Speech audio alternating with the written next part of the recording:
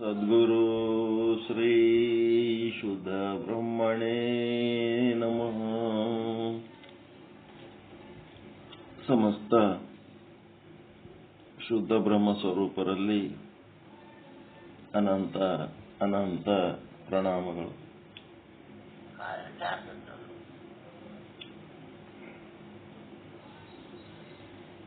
ಈ ಜಗತ್ತಿನೊಳಗ ಎರಡು ರೀತಿ ಜನ. ಒಂದಿಷ್ಟು ಜನರಿಗೆ ಬ್ರಹ್ಮಲೋಕದ ಭೋಗಗಳು ಬೇಕು, ಒಂದಿಷ್ಟು ಜನರಿಗೆ ಮೋಕ್ಷ ಬೇಕು. ಗುರು ಆದವನ್ ಹೇಳ್ತಾನ, ಬ್ರಹ್ಮಲೋಕ, ರುದ್ರಲೋಕ, ವಿಷ್ಣು ಲೋಕ ಅವು ಏನದವ ಲೋಕದ ಭೋಗಗಳು ಸಗುಣ ಉಪಾಸನೆ ಮಾಡಿದ್ರೆ ಸಿಗ್ತಾವ, ಆದ್ರ ಆ ಭೋಗಗಳು ಅನಿತ್ಯ ಅದಾವ ಅಂತ ಸದ್ಗುರುನಾಥ ಹೇಳ್ತಿರ್ತಾವ. ಯಾರು ಆ ಭೋಗಗಳು ಅನಿತ್ಯ ಅದಾವತ್ತ ಗುರುವಿನ ವಾಕ್ಯವನ್ನ ಯಾರು ನಂಬುತ್ತಾರ, ಎರಡು ರೀತಿ ಜನ ಮುಮುಕ್ಷುಗಳು. ಒಂದೇನು ಗುರುವಿನ ವಾಕ್ಯವನ್ನು ನಂಬಿ ಬ್ರಹ್ಮಲೋಕ, ವಿಷ್ಣುಲೋಕ, ರುದ್ರಲೋಕದ ಪದವಿಗಳ ಭೋಗಗಳ ಆಸೆಯನ್ನ ತ್ಯಾಗ ಮಾಡಿ ಮುಮುಕ್ಷುಗಳಾದವರು ಒಂದು ರೀತಿ. ಇನ್ನ ಒಂದು ರೀತಿ ಏನದ, ಬ್ರಹ್ಮಲೋಕ ಬೇಕು ಅಂತೇಳಿ ಸಾಧನೆ ಮಾಡಿ ಎಲ್ಲ ಲೌಕಿಕ ಭೋಗಗಳಲ್ಲಿ ಅತ್ಯಂತ ಹೆಚ್ಚಿನ ಸಾಧನೆ ಮಾಡಿ ನಂಬರ್ 1 ಶ್ರೀಮಂತರಾಗಿ ಆಮೇಲೆ ಅವು ಅನಿತ್ಯ ಅಂತ ಯಾವಾಗ ಅನುಭವ ಆಗ್ತದ, ಬಂದದ್ದು ಓದ್ತದ, ಏರಿದ್ದು ಇಳಿತದ, ಅರಳಿದ್ದು ಬಾಡ್ತದ, ಹುಟ್ಟಿದ್ದು ಸಾಯ್ತದ.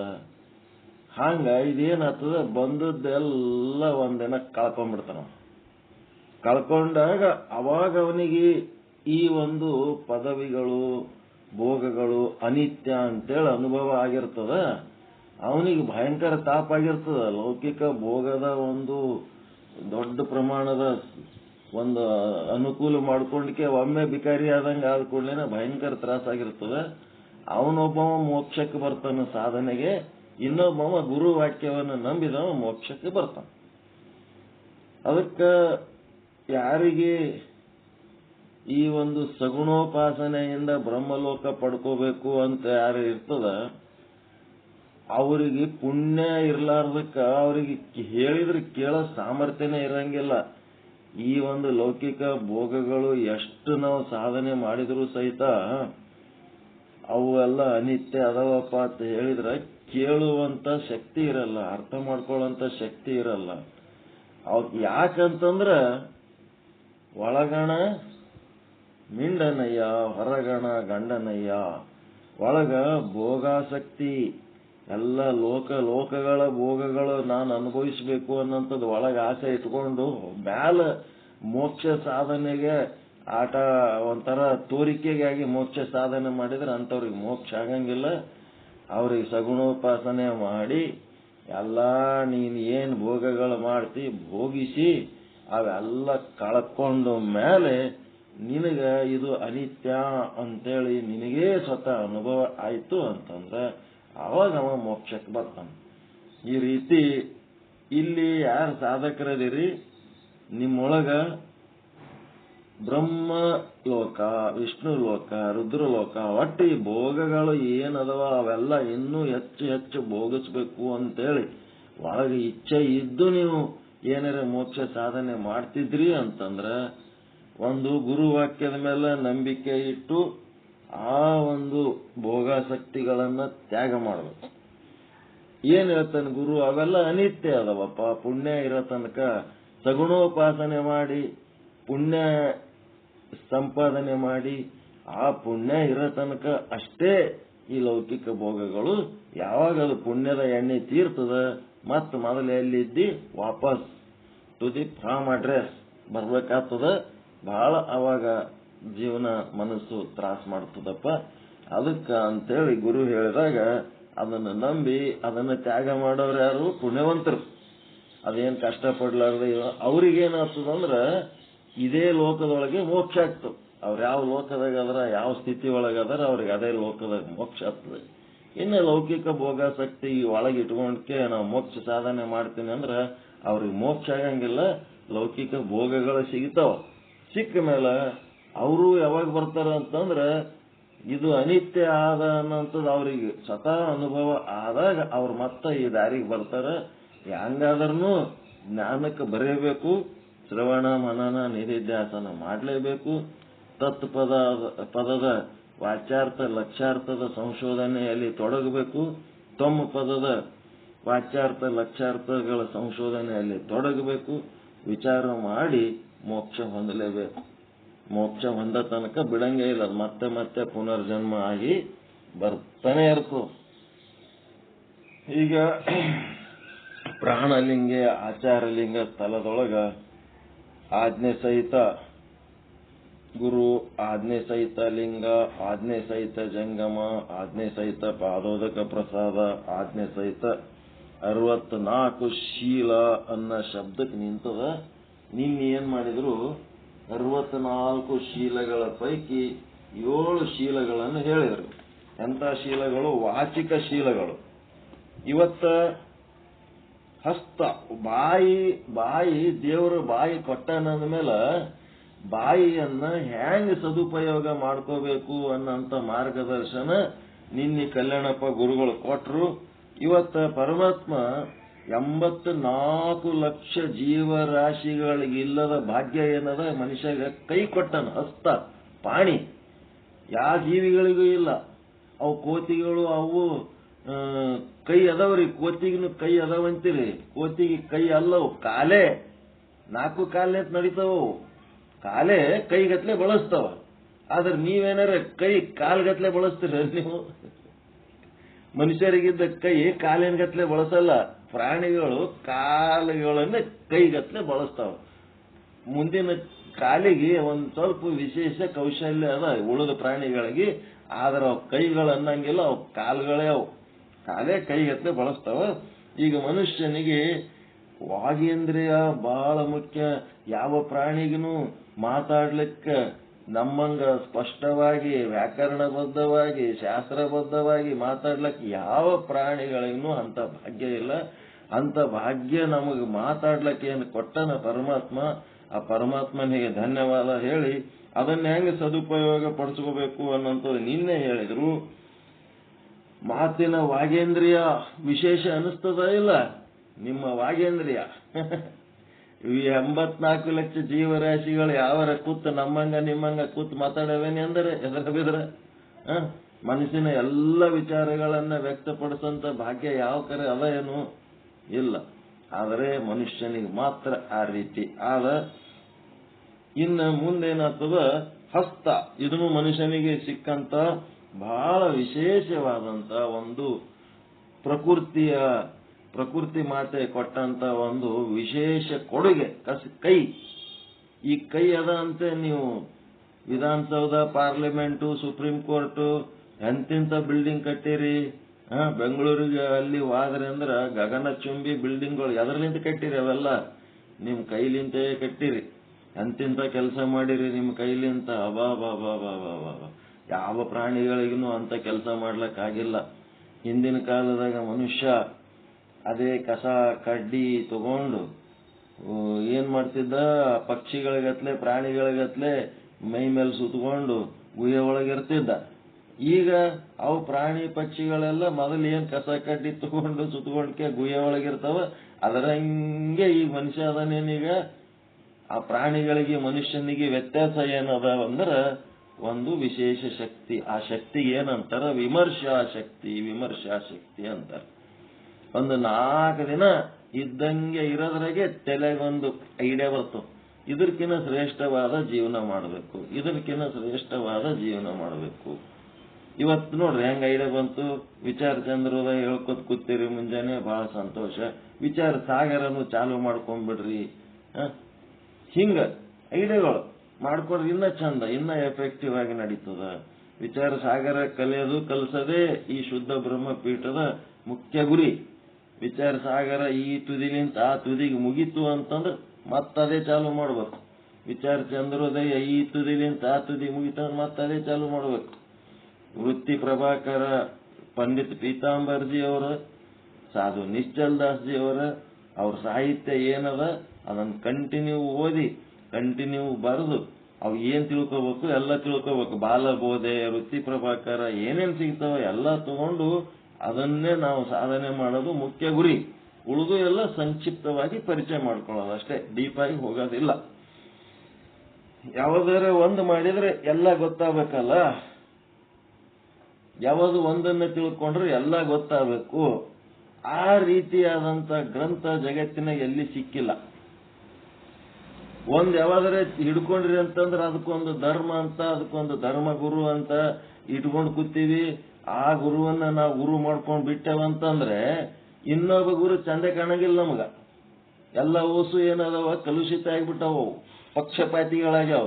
ಶಾಸ್ತ್ರಗಳು, ಗುರುಗಳು ಒಂದ್ ಪಕ್ಷ ಗುಂಪುಗಾರಿಕೆಗೆ ಬಳಸ್ಲಕತ್ತಾರೆ ಎಲ್ಲಾ ಗ್ರಂಥಗಳು.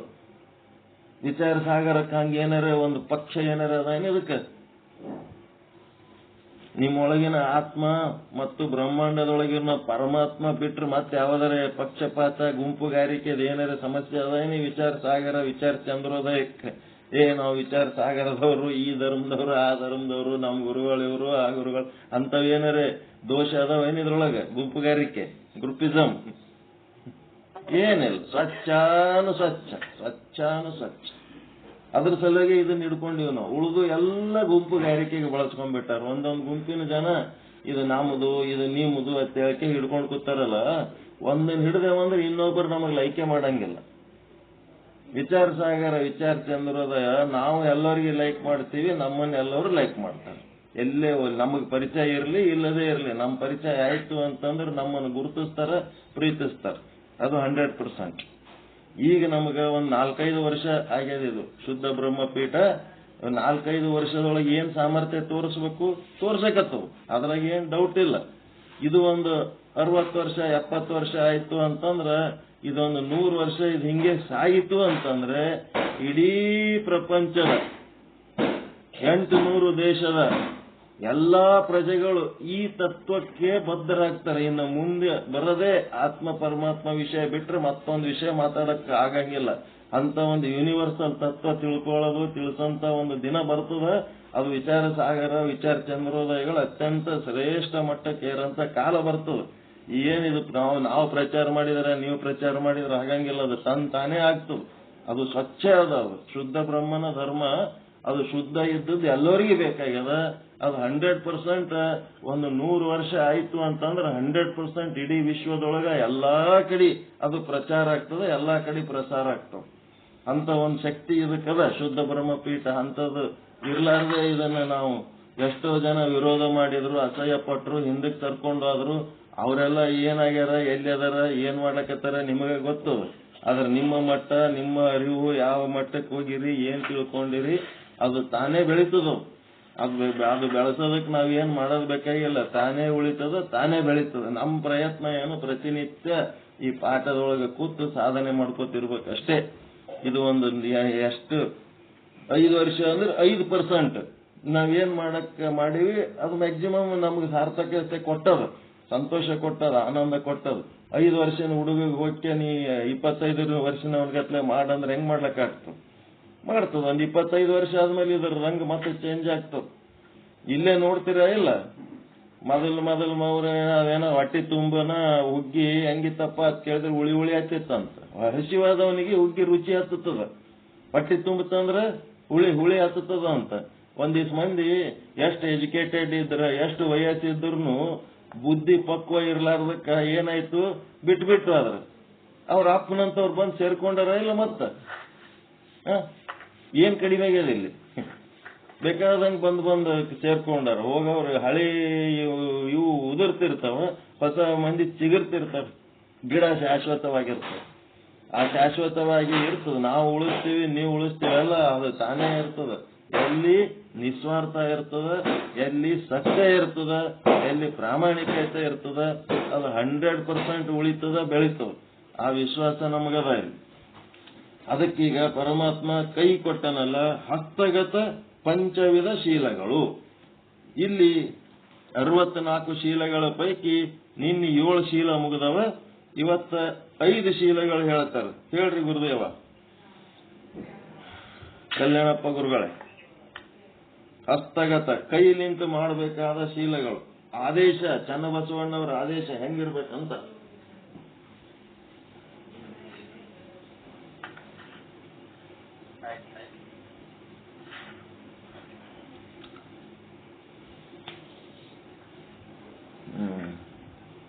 Page number 24.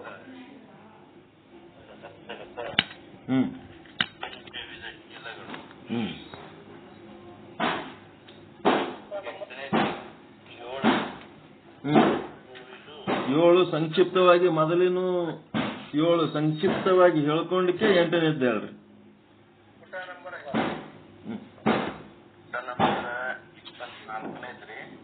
23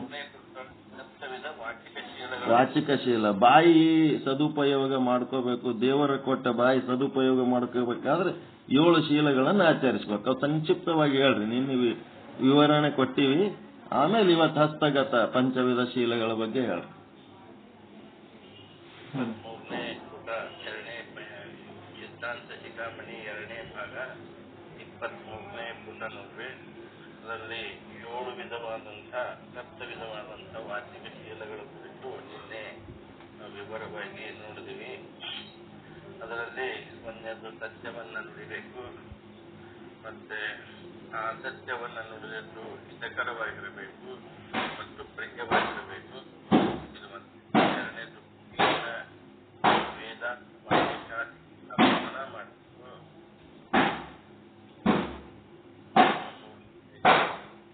ನಿಮ್ಮ 4ನೇದು ಶ್ರವಣ ಮತ್ತು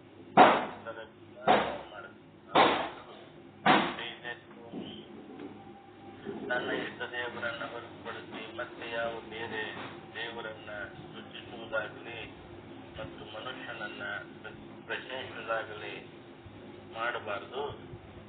6ನೇದು ಎಲ್ಲಿಯೂ ಕೂಡ ಯಾವಾಗಲೂ ಆತ್ಮಸ್ತುತಿಯನ್ನ ಮಾಡಿಕೊಳ್ಳಬಾರದು. 7ನೇದು ಯಾವುದೇ ದೇವರನ್ನ ಕೂಡ ವ್ಯಕ್ತಿಯನ್ನು ಕೂಡ ಯಾವುದಾದರೂ ನಿಂದಿಸಬಾರದು.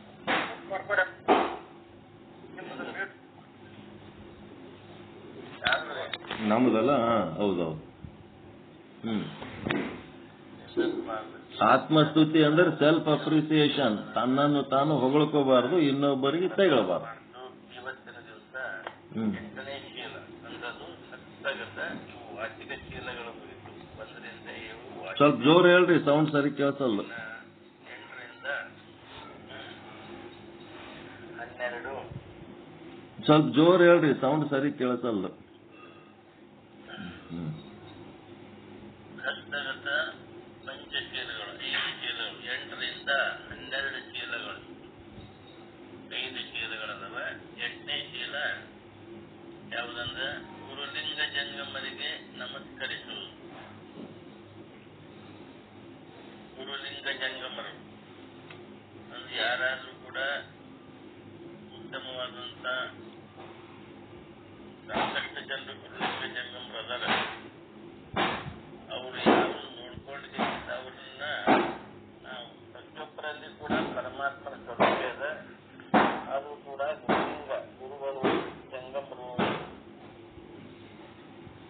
ಇವರನ್ನು ನಾವು ನಮಸ್ಕರಿಸ್ತೀವಿ. ಇದು 8ನೇದು.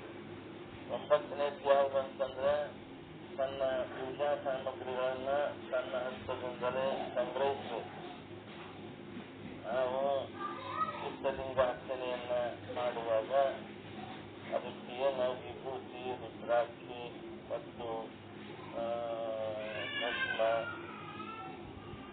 ಊದುಬತ್ತಿ, ಕಡ್ಡಿಪಟ್ನ ಇವೆಲ್ಲ ಏನು ಬೇಕು, ಪುಷ್ಪಗಳು, ಇವೆಲ್ಲ ರೀತಿಯ ಪೂಜಾ ಸಾಮಗ್ರಿಗಳು ಏನೇನು ಬೇಕು ಅವುಗಳನ್ನ ನಮ್ಮ ಸ್ವಹಸ್ತದಿಂದಲೇ ನಾವು ಅದನ್ನು ಸಂಗ್ರಹ ಮಾಡಿ ಪೂಜಾ ವೇಳೆಯಲ್ಲಿ ನಮ್ಮ ಹಸ್ತದಿಂದಲೇ ನಾವು ಸಂಗ್ರಹ ಮಾಡಿಕೊಂಡು ಒಂದು ಹತ್ತಿರ ಇಟ್ಕೊಂಡ ನಾವು ಪೂಜೆಯನ್ನ ಮಾಡ್ಕೊಳ್ಬೇಕು. ಮತ್ತೊಬ್ಬರಿಗೆ ಹೇಳಿಬಿಟ್ಟು ನೀವು ಅದಕ್ಕೆ ಬನ್ನಿ ಬನ್ನಿ ನೀವು ಪೂಜಾ ಕೂತಾಗ ಅದನ್ನು ಇಟ್ಕೊಂಡಿಲ್ಲ, ಜಲ ತಗೊಂಡು ಹೇಳೋದಾಗ್ಲಿ, ಮತ್ತೆ ಇನ್ನೊಂದು ಯಾವ್ದು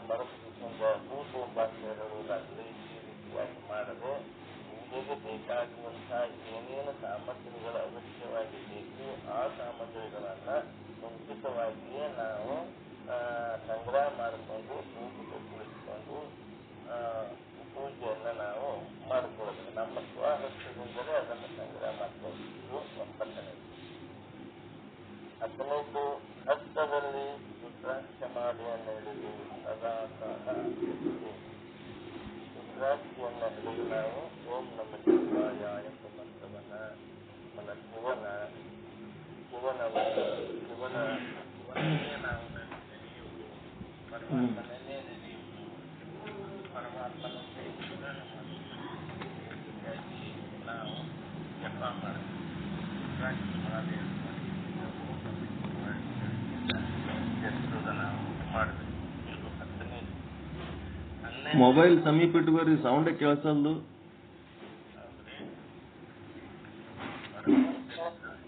ವಾಕ್ಯ ಹೇಳಕ್ರೆ ಅದರ ಶಬ್ದ ಅದರ ಹಂಗೆ ಹೊರಗೆ ಮುಂದೆ 12ನೇದ್ದು ಯಾವ ಸಣ್ಣ ಹಸ್ತಗಳಿಂದ ನೋಡಿ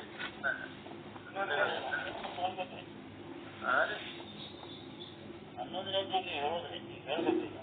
11ನೇದ್ದು ಸಣ್ಣ ಹಸ್ತಗಳಿಂದ ಪ್ರತಿ ದಿವಸ ಗುರುಲಿಂಗ ಜಂಗಮರನ್ನ ಆರಾಧನೆ ಮಾಡುವುದು. ಸಣ್ಣ ಹಸ್ತದಿಂದಲೇ ಗುರುಲಿಂಗ ಜಂಗಮರನ್ನ ಪ್ರತಿದಿನ ಆರಾಧಿಸುವುದು. ಅವರನ್ನೇ ನಾವು ನಮ್ಮ ಹಸ್ತದಿಂದಲೇ ಅವರನ್ನು ಪೂಜಿಸುವುದು, ಆರಾಧನೆ ಮಾಡುವುದು. ಮತ್ತು ಈ ಗುರುಲಿಂಗ ಜಂಗಮರ ಪ್ರತಿದಿನ ಯಾರಾದ ಗುರುಗಳು ಬಂದಾಗ ಅವರು ನಮ್ಮ ಹಸ್ತದಿಂದಲೇ ಅವರಿಗೆ ಪಾದ ಪೂಜೆಯನ್ನು, ಜಂಗಮರನ್ನ ಗುರುಗಳನ್ನ ಪಾದ ಪೂಜೆಯನ್ನು ಮಾಡುವುದು ಮತ್ತು ಲಿಂಗವನ್ನು ನಾವು ನಿತ್ಯಲಿಂಗಾರ್ಚನೆಯನ್ನು ನಮ್ಮ ಕೈಯಿಂದಲೇ ನಾವು ಮಾಡೋದು. ಈ ರೀತಿಯಾಗಿ ನಾವು ಆರಾಧನೆ ಮಾಡಿ ಪೂಜಿಸಬೇಕು. ನಮ್ಮ ಹಸ್ತದಿಂದಲೇ ನಾವು ಮಾಡಬೇಕು. ಮತ್ತು 12ನೇದ್ದು ಈ ಗುರುಲಿಂಗ ಜಂಗಮಾದಿಗಳಿಗೆ ಮತ್ತು ಧರ್ಮಕ್ಕಾಗಿ, ತಮ್ಮದೇ ಆದಂತಹ ಧರ್ಮಕ್ಕಾಗಿ ತನ್ನ ಶಕ್ತ್ಯಾನುಸಾರವಾಗಿ ದಾನವನ್ನು ಗೈಯುವುದು.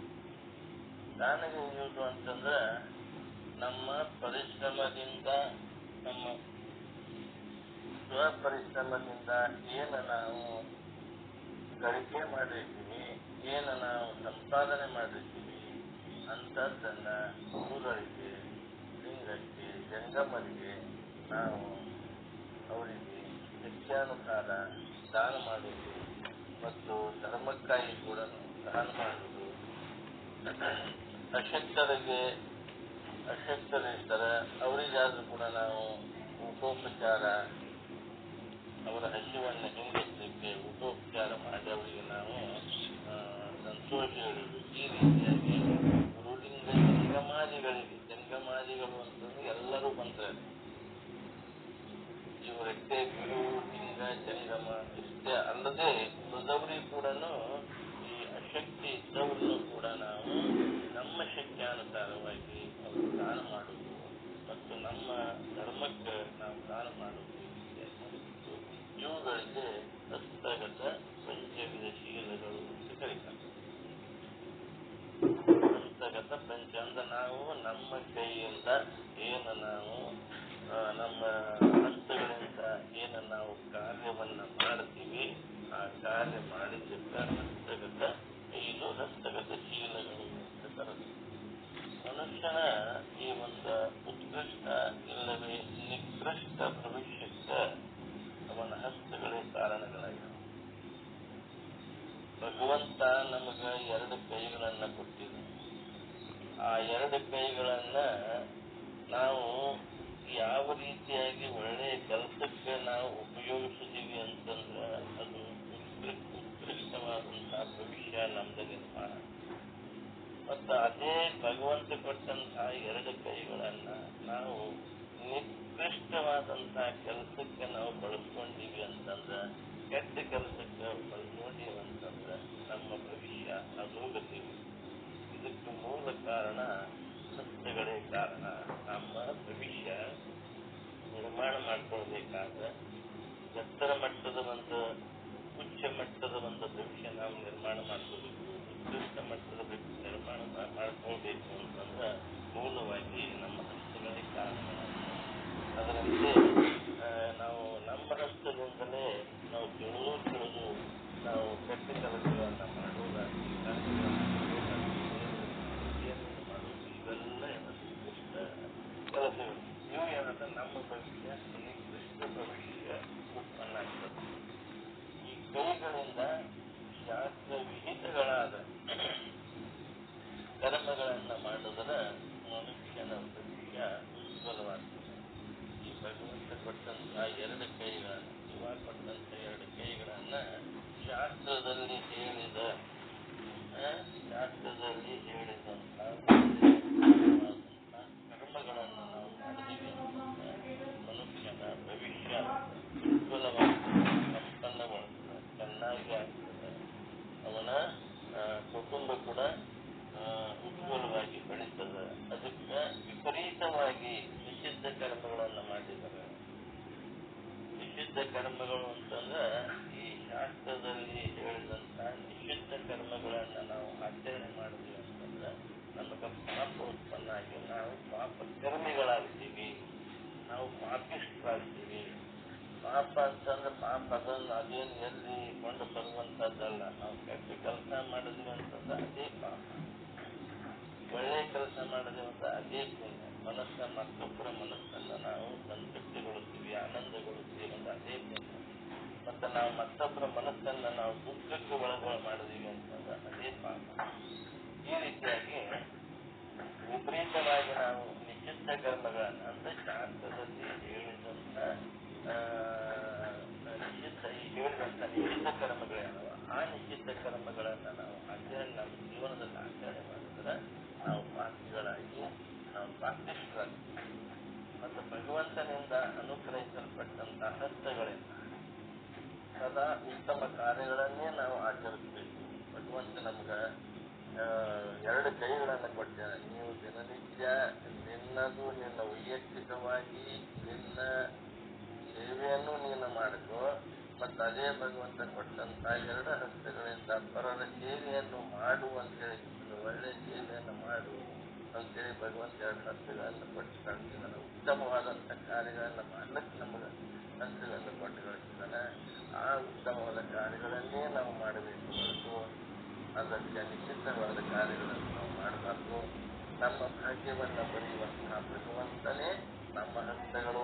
ನೋಡ್ರಿ, ನಮ್ಮ ಹಸ್ತಗಳು ಅಂತಂದ್ರೆ ಏನು? ಭಗವಂತನೇ ನಮ್ಮ ಹಸ್ತಗಳು ಅಂತ ತಿಳ್ಕೋಬೇಕು ನಾವಿಲ್ಲಿ. ಬರೇ ಭಗವಂತ ನಮ್ಮ ಹಸ್ತಗಳನ್ನ ಕೊಟ್ಟು ಕಳಿಸಿಲ್ಲ, ಆ ಹಸ್ತಗಳೇ ಭಗವಂತ ಅಂತ ತಿಳ್ಕೊಂಡು ನಾವಿಲ್ಲಿ ಕಾರ್ಯಗಳನ್ನ ಕರ್ಮವನ್ನ ಮಾಡಬೇಕು. ಅಂತೆಯೇ ಈ ವೇದದಲ್ಲಿ ಏನ್ಯಾರ ಅಯಂ ಮೇ ಹಸ್ತೋ ಭಗವಾನ್, ಅಯಂ ಮೇ ಹಸ್ತೋ ಭಗವಾನ್ ಅಂತ ಹೇಳಿ ಉಪದೇಶ ಮಾಡಿದ್ದಾರೆ. ಇಲ್ಲಿ ವೇದದಲ್ಲಿ ಈ ಹಸ್ತ ಪಂಚವಿಧ ಕರ್ಮೇಂದ್ರಿಯಗಳಲ್ಲಿ ಪ್ರಮುಖವಾದದ್ದು.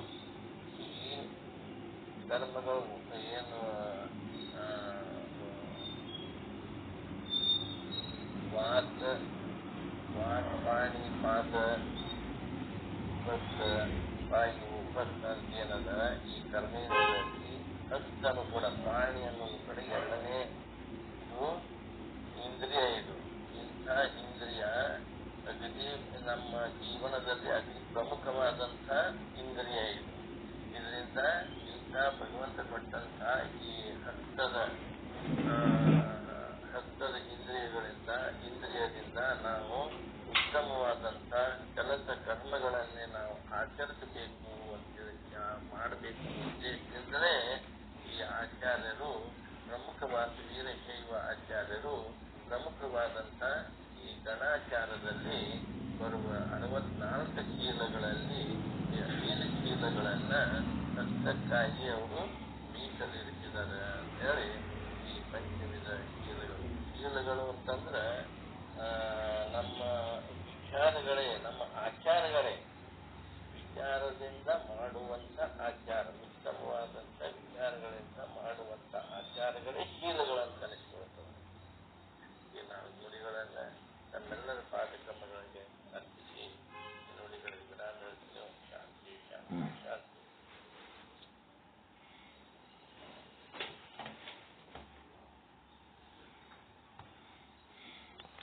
ಇದುವರೆಗೆ ಚಿನ್ಮಯ ಜ್ಞಾನಿ ಸದ್ಗುರು ಚನ್ನಬಸವೇಶ್ವರರ ವಚನಗಳನ್ನು ಆಧರಿಸಿದ ಶಟಸ್ಥಲ ಮಾರ್ಗದಲ್ಲಿ ಇರಬೇಕಾದವರು 64 ಶೀಲಗಳನ್ನು ಪಾಲಿಸಬೇಕು ಅಂತೇಳಿ ಪ್ರಾಣಲಿಂಗಿಯ ಆಚಾರಲಿಂಗ ಸ್ಥಳದೊಳಗೆ ಉಪದೇಶ ಮಾಡಿದ್ದಕ್ಕೆ ಸಂಬಂಧಪಟ್ಟಂತೆ ನಿನ್ನೆ ದಿವಸ ವಾಗೇಂದ್ರಿಯದ ಒಂದು ಸಂಬಂಧಪಟ್ಟ ವಿಚಾರಗಳು ಹೇಳಿದ್ರು. ಇವತ್ತು ಪಾಣೇಂದ್ರಿಯಕ್ಕೆ ಸಂಬಂಧಪಟ್ಟಂತ ವಿಚಾರಗಳು ಹೇಳ್ತಾರೆ. ನಾಳೆ ಪಾದೇಂದ್ರಿಯ ಕಾಲುಗಳನ್ನ ಹೆಂಗೆ ಸದುಪಯೋಗ ಮಾಡ್ಕೋಬೇಕು ಅನ್ನೋಂಥ ವಿಚಾರಗಳು ಹೇಳೋದ್ರ ಕಲ್ಯಾಣಪ್ಪ ಗುರುಗಳಿಗೆ ಧನ್ಯವಾದಗಳು.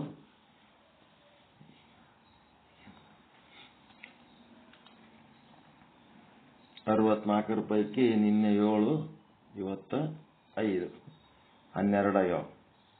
ಇನ್ನು 64ಕ್ಕೆ ಹೋಗಿ ಮುಟ್ಬೇಕು.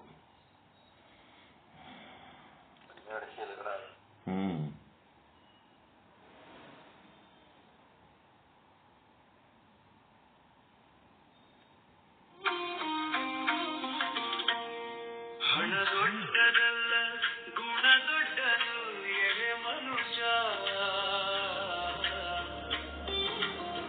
ಹಣದ ಬೆನ್ನಟ್ಟಿ ನೀ ಕೆಡಬೇಡ ಮನುಜ. ಹಣ ದೊಡ್ಡದಲ್ಲ,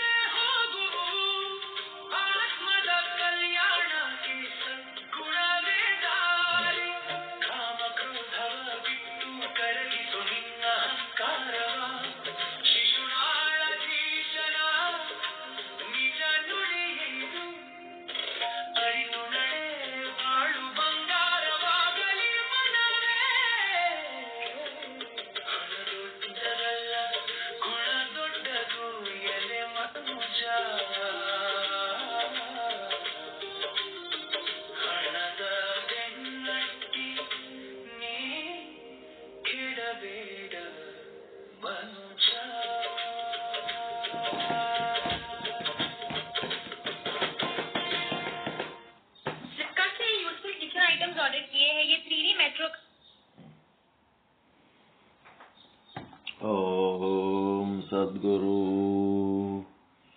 ಪಂಡಿತ ಪೀತಾಂಬರಜಿಯೇ ನಮಃ. ಓಂ ಸದ್ಗುರು ಶ್ರೀ ಸಾಧು ನಿಶ್ಚಲದಾಸುಜಿಯೇ ನಮಃ. ಶ್ರೀ ವಿಚಾರ ಸಾಗರ ತರಂಗ 5 ಮಧ್ಯಮ ಅಧಿಕಾರಿ ಅದೃಷ್ಟಿ ಮಹಾರಾಜರೊಂದಿಗೆ ಸಂವಾದ, ಉಪಾಸನೆಗೆ ಸಂಬಂಧಪಟ್ಟಂತ ಸಂವಾದ.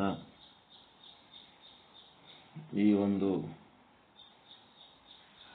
ವಿಚಾರ ಸಾಗರದ 266ನೇ ವಿಷಯಾಂಕದ ತನಕ ಬಂದೀವಿ. ಇಲ್ಲಿ ನಡೀತಾ ಇರೋ ಚರ್ಚೆ ಯಾವುದಂತಂದ್ರೆ ಪಂಚಕೋಶಗಳು, ಆತ್ಮ ಅಂತ ಹೇಳುವಂತ ನಾಸ್ತಿಕವಾದಿಗಳ ವಿಚಾರಗಳನ್ನ ಕುರಿತು ಅಧ್ಯಯನ ಮಾಡಿ ಅವುಗಳ ಖಂಡನ ಮಂಡನೆಗಳನ್ನು ನಾವು ಮಾಡ್ತಾ ಇದ್ದೀವಿ. ನಿನ್ನೆ ದಿವಸ 67ನೇ ಶ್ಲೋಕ ಚಿತ್ರದೀಪ ಪಂಚದಶಿ 67ನೇ ಶ್ಲೋಕ ಓದಿ ಪ್ರಾಣವೇ ಆತ್ಮವಲ್ಲ ಅಂತ ಹೇಳ್ಬೇಕ ಅಂತ ಬಾಯಿಲೆ ಅಂದು ಓದಿದ್ ಯಾವ ಶ್ಲೋಕ ಓದಿನಿ ಅಂತಂದ್ರೆ 68ನೇ ಶ್ಲೋಕ ಓದ್ಬಿಟ್ಟಿನಿ. ಹಿಂಗಾಗಿ ಮನವೇ ಆತ್ಮ ಅಲ್ಲ ಅನ್ನೋ ವಿಷಯ ಓದಿ ಬುದ್ಧಿನೇ ಆತ್ಮ ಅನ್ನೋದು ಓದಿದ್ ಅದು ಬಾಯಿಲೆ ಅಂದದ ಶ್ಲೋಕದ ಸಂಖ್ಯೆ 67 ಅಂದಕ್ಕೆ 68ನೇದು ಓದಿ ನನ್ನಿಂದೆ ಅದು ಲೋಪ ಆಗ್ಯದ.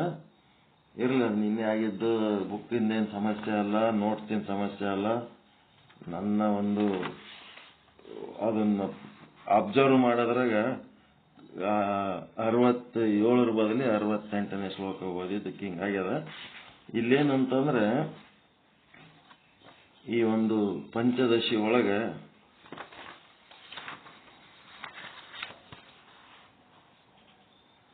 ಆತ್ಮ ವಿಷಯಕವಾದ ವಿಚಾರ, ಆತ್ಮಕ್ಕೆ ಸಂಬಂಧಪಟ್ಟಂತ ವಿಚಾರ. ಈ ಆತ್ಮಕ್ಕೆ ಸಂಬಂಧಪಟ್ಟಂತ ವಿಚಾರ ತಿಳ್ಕೋಬೇಕಾದ್ರೆ ಅದು ಆತ್ಮದ ಸಂಶೋಧನೆಯಲ್ಲಿ ಎಷ್ಟು ಜನ ಪರಿಶ್ರಮ ವಹಿಸ್ಯಾರ, ಯಾರ್ಯಾರಿಗೆ ಯಾವಾಗ ಯಾವ್ದು ಆತ್ಮ ಅನಿಸ್ಯದ, ಆತ್ಮದ ಬಗ್ಗೆ ತಿಳುವಳಿಕೆ ಹ್ಯಾಂಗ ಬೆಳೆದು ಬಂತು ಅಂತ, ಮತ್ತ ಆತ್ಮದ ತಿಳುವಳಿಕೆ ಬೆಳೆದಂಗ ಕೆಲವೊಂದು ಜನ ಬೆಳಿಲಾರದೆ ಎಲ್ಲಿದಲ್ಲೇ ನಿಂತು ಬಿಟ್ರು. ಅಲ್ಲಿದಲ್ಲೇ ನಿಂತವ್ರಿಗೆ ಏನಾದ್ರು ನಾಸ್ತಿಕರಾದರು. ಆರಂಭದಲ್ಲಿ ಅನ್ನಮಯ ಕೋಶನೇ ಆತ್ಮ ಅನಿಸಿತು. ನಮಗೂ ಕೂಡ ಅನ್ನಮಯ ಕೋಶನೇ ಆತ್ಮ ಅಂತ ಆರಂಭದಲ್ಲಿ ಅನಿಸ್ತದ. ಮುಂದೆ ಪ್ರಜ್ಞೆ ಬೆಳೆದಂಗ ಅನ್ನಮಯ ಕೋಶ ಆತ್ಮ ಅಲ್ಲ, ಇಂದ್ರಿಯಮಯ ಕೋಶ ಆತ್ಮ ಅನಿಸ್ತದ. ಮುಂದೆ ಇಂದ್ರಿಯಗಳೇ ಆತ್ಮ ಅಲ್ಲ, ಪ್ರಾಣಮಯ ಕೋಶ ಆತ್ಮ ಅನಿಸ್ತದ. ಪ್ರಜ್ಞೆ ಬೆಳ್ಕೋತ ಹೋದಂಗ ಮುಂದೆ ಪ್ರಾಣನೇ ಆತ್ಮ ಅಲ್ಲ, ಮನೋಮಯ ಕೋಶ ಆತ್ಮ, ಮನೋಮಯ ಕೋಶ ಆತ್ಮ ಅಲ್ಲ, ವಿಜ್ಞಾನಮಯ ಕೋಶನೇ ಆತ್ಮ, ವಿಜ್ಞಾನಮಯ ಕೋಶ ಆತ್ಮ ಅಲ್ಲ, ಆನಂದಮಯ ಕೋಶನೇ ಆತ್ಮ, ಆನಂದಮಯ ಕೋಶ ಆತ್ಮ ಅಲ್ಲ. ಆತ್ಮ ಅನ್ನೋದು ಈ ಪಂಚಕೋಶಗಳನ್ನು ಅರಿಯುವಂತ ವಸ್ತು. ಅದು ಯಾವರಿಂದಲೂ ಅರಿಸಿಕೊಳ್ಳುವಂತ ವಸ್ತು ಅಲ್ಲ.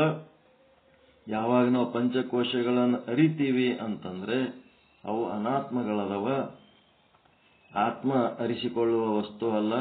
ಅದಕ್ಕೆ ನಾವು ಆತ್ಮ ಅನ್ನಂಕ ಬರಂಗಿಲ್ಲ ಈ ಪಂಚಕೋಶಗಳಿಗೆ ಅಂತೇಳಿ ಯಾರು ವೇದಾಂತಿಗಳು ಇದನ್ನ ಅರ್ಥ ಮಾಡಿಕೊಂಡು ಮುಂದೆ ಬಂದು ತಿಳ್ಕೊಂಡ್ರು.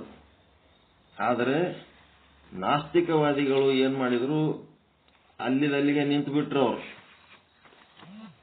ಅನಾತ್ಮಗಳಿಗೆ ಆತ್ಮ ಅನ್ಕೋತ ಅವ್ರವ್ರ ಅನುಭವಕ್ಕೆ ತಕ್ಕಂತೆ ಅಲ್ಲೇ ನಿಂತು ಬಿಟ್ರು ಅವರು. ಅದಕ್ಕೆ ಇಲ್ಲಿ ತನಕ ನಾವು ಹೇಳಿದ ವಿಚಾರದಲ್ಲಿ ಸ್ಥೂಲ ದೇಹವೇ ಆತ್ಮ ಅಂತೇಳಿ ಸುಮ್ಮನೆ ಓದ್ಕೋತ ಹೋಗ್ತೀನಿ. ಪಂಚದಶಿ ಒಳಗಿಂದು ಏನು ತಿಳಿದಷ್ಟು ತಿಳಿತದ. ಇದ್ರಾಗಿದ್ದುದ್ದೇ ಅದ್ರಾಗದ, ಅದ್ರಾಗಿದ್ದುದ್ದೇ ಇದ್ರಾಗದ. ಪಂಚಕೋಶಗಳಿಗೆ ಸಂಬಂಧಪಟ್ಟಂತ ಒಂದು 3-4 ಪುಟದ ನೋಟ್ಸ್ ಸುಮ್ಮನೆ ಓದ್ಕೊತ ಹೋಗ್ತೀನಿ. ಎಷ್ಟು ತಿಳಿತದ ನೋಡ್ರಿ, ಏನಾರೇ ಡೌಟ್ ಇದ್ರೆ ಕೇಳ್ರಿ. ಆತ್ಮ ವಿಷಯಕವಾದ ವಿಚಾರ ಇದು. ಆತ್ಮ ತಿಳ್ಕೋಬೇಕಾದ್ರೆ ಮೊದಲ ಆತ್ಮದ ಅನುಭವ ಇರ್ಲಾರ್ದೆ ತಮಗೇನ್ ಅನುಭವ ಆಗ್ಯದ ಅದೇ ಆತ್ಮಜ್ಞಾನ ಅಂತ ತಿಳ್ಕೊಂಡವರಿಗೆ ನಾಸ್ತಿಕವಾದಿಗಳಂತಾರ.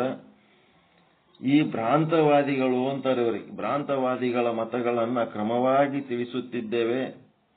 ಅವುಗಳಲ್ಲಿ ಪ್ರತ್ಯಕ್ಷವನ್ನೇ ಮುಖ್ಯ ಪ್ರಮಾಣವಾಗಿ ತಿಳಿದಿದ್ದರಿಂದ 6 ಪ್ರಮಾಣ, 1 ಪ್ರಮಾಣ ಅಲ್ಲ, ಪ್ರತ್ಯಕ್ಷ. ಅವು 6 ಪ್ರಮಾಣಗಳದವಲ್ರಿ. ಯಾವ್ಯಾವವು? ಪ್ರತ್ಯಕ್ಷ ಪ್ರಮಾಣ, ಅನುಮಾನ ಪ್ರಮಾಣ, ಏನದವಲ್ಲ 6 ಪ್ರಮಾಣಕ್ಕೆ ಸಂಬಂಧಪಡ್ತದದು ಆತ್ಮ, ಬರೇ ಒಂದಕ್ಕಲ್ಲದು. ಇವ್ರೇನ್ ಮಾಡ್ಯಾರ, 6 ಪ್ರಮಾಣಕ್ಕೆ ಸಂಬಂಧಪಟ್ಟದ್ದು ಯಾವ್ದದ ಅದ ಆತ್ಮ. ಈ 6 ಪ್ರಮಾಣಕ್ಕೆ ಬಿಟ್ಟು ಒಂದೇ ಪ್ರಮಾಣ ಹಿಡ್ಕೊಂಡಾರ ಇವರು. ಯಾವ ಪ್ರಮಾಣ? ಪ್ರತ್ಯಕ್ಷ ಪ್ರಮಾಣ ಒಂದೇ. ಅದನ್ನೇ ಮುಖ್ಯ ಪ್ರಮಾಣವಾಗಿ ತಿಳಿದಿದ್ದರಿಂದ ಇವ್ರಿಗೆ ಏನಾಗ್ಯದ, ಅತಿ ಸ್ಥೂಲ ಭಾವದವರಾದ, ಸೂಕ್ಷ್ಮ ಇಲ್ಲ ಇವರಿಗೆ. ಏನು ಸೂಕ್ಷ್ಮ ಜ್ಞಾನ ಹೇಳಿದ್ರೆ ತಿಳ್ಕೊಳ್ಳೋಂತ ಪರಿಸ್ಥಿತಿಯಾಗಿ ಇರಲಾರ್ದವ್ರಿಗೆ ಏನಾಗ್ಯದ, ಲೋಕಾಯತಾದಿ ಮತವನ್ನೇ ಮೊದಲು ತಿಳಿಸುತ್ತಾರೆ. ಲೌಕಿಕ ವಿಷಯವನ್ನೇ ಮೊದಲು ಹೇಳ್ಕೊತ ಹೋಗ್ತಾರೆ. ಏನು? ಲೋಕದಲ್ಲಿ ಸರ್ವ ಜನರು ಯಾರೇ ನೀವು ಅದಿರೇನಪ್ಪ ಅಂತಂದ್ರೆ, ನೀವು ಅದಿರೇನಪ್ಪ ಅಂತಂದ್ರೆ ಏನಂತೀರ? ಅದಿರಿ ಅಂತೀರ, ಇದೀನಿ ಅಂತೀರ, ಇಲ್ಲ ಏನ್ ಇಲ್ಲ ಅಂತೀರ? ನಾ ಇಲ್ಲ ಅಂತೀರ? ನೀವು ಅದೀನಿ ಅಂತ ಹೇಳ್ತೀರಿ.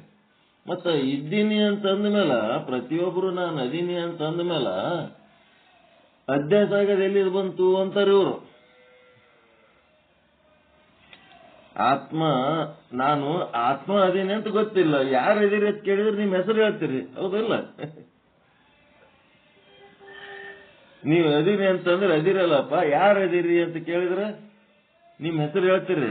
ಆತ್ಮ ಅದೀನಿ ಅಂತ ಎಲ್ಲಿ ಹೇಳ್ತೀರಿ? ಪರಮಾತ್ಮ ಅದೀನಿ ಅಂತ ಎಲ್ಲಿ ಹೇಳ್ತೀರಿ? ಆತ್ಮ ಅನ್ನೋದು ಬಿಟ್ಟು ಬೇರೆ ಏನ್ ಅದೀನಿ ಅಂತ ಹೇಳ್ತಿರಲ್ಲ, ಅದು ಅಧ್ಯಾಸ, ಹೌದಿಲ್ಲ?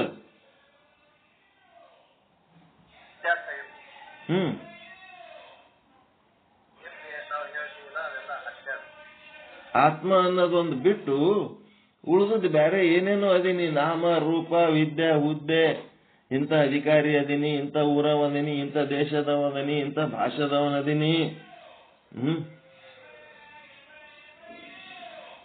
ಹಿಂಗ ಆತ್ಮ ಅನ್ನೋದೊಂದು ಬಿಟ್ಟು ಬೇರೆ ಏನೇನೋ ಅದೀನಿ ಅಂತ ಹೇಳ್ತಿರಲ್ಲ, ಅದೆಲ್ಲ ಅಧ್ಯಾಸ. ಅದನ್ನ ಒಪ್ಪಂಗಿಲ್ಲ ಅವರು. ಅದೇನಪ್ಪ ಅಂದ್ರೆ ಅದೀನಿ ಅಂತ ಹೇಳಿದ್ಮೇಲೆ ಅಧ್ಯಾಸ ಎಲ್ಲಿದು ಬರ್ತದ? ಇದು ಅನಾತ್ಮವಾದಿಗಳ ಪ್ರಶ್ನೆ. ಲೋಕದಲ್ಲಿ ಸರ್ವ ಜನರು ನಾನು ಇಲ್ಲವೆಂದು ಯಾರು ತಿಳಿಯೋದಿಲ್ಲ. ನಾನು ಇರುವೆನೆಂದೇ ತಿಳಿದಿರುತ್ತಾರಲ್ಲ, ಅದರಿಂದ ಅಧ್ಯಾಸ ಹೇಗೆ ಆಗುತ್ತದೆ? ಅಧ್ಯಾಸ ಒಪ್ಪಂಗಿಲ್ಲ ಇವರು. ಅಹಂ ನಾನು ಎಂಬ ಪ್ರತ್ಯಯದಲ್ಲಿ ವಾದಿಗಳಿಗೆ ನಾನಾ ವಿಧವಾದ ವಿಪ್ರತಿಪತ್ತಿಗಳು ಇರುವುದರಿಂದ ಅಧ್ಯಾಸ ಆಗುತ್ತದೆ. ನಾ ಏನೇನದೀನಿ? 84 ಲಕ್ಷ ಜೀವರಾಶಿಗಳ ಪೈಕಿ ಮನುಷ್ಯ ಅದೀನಿ. ಆತ್ಮ ಎಲ್ಲದೀನಿ?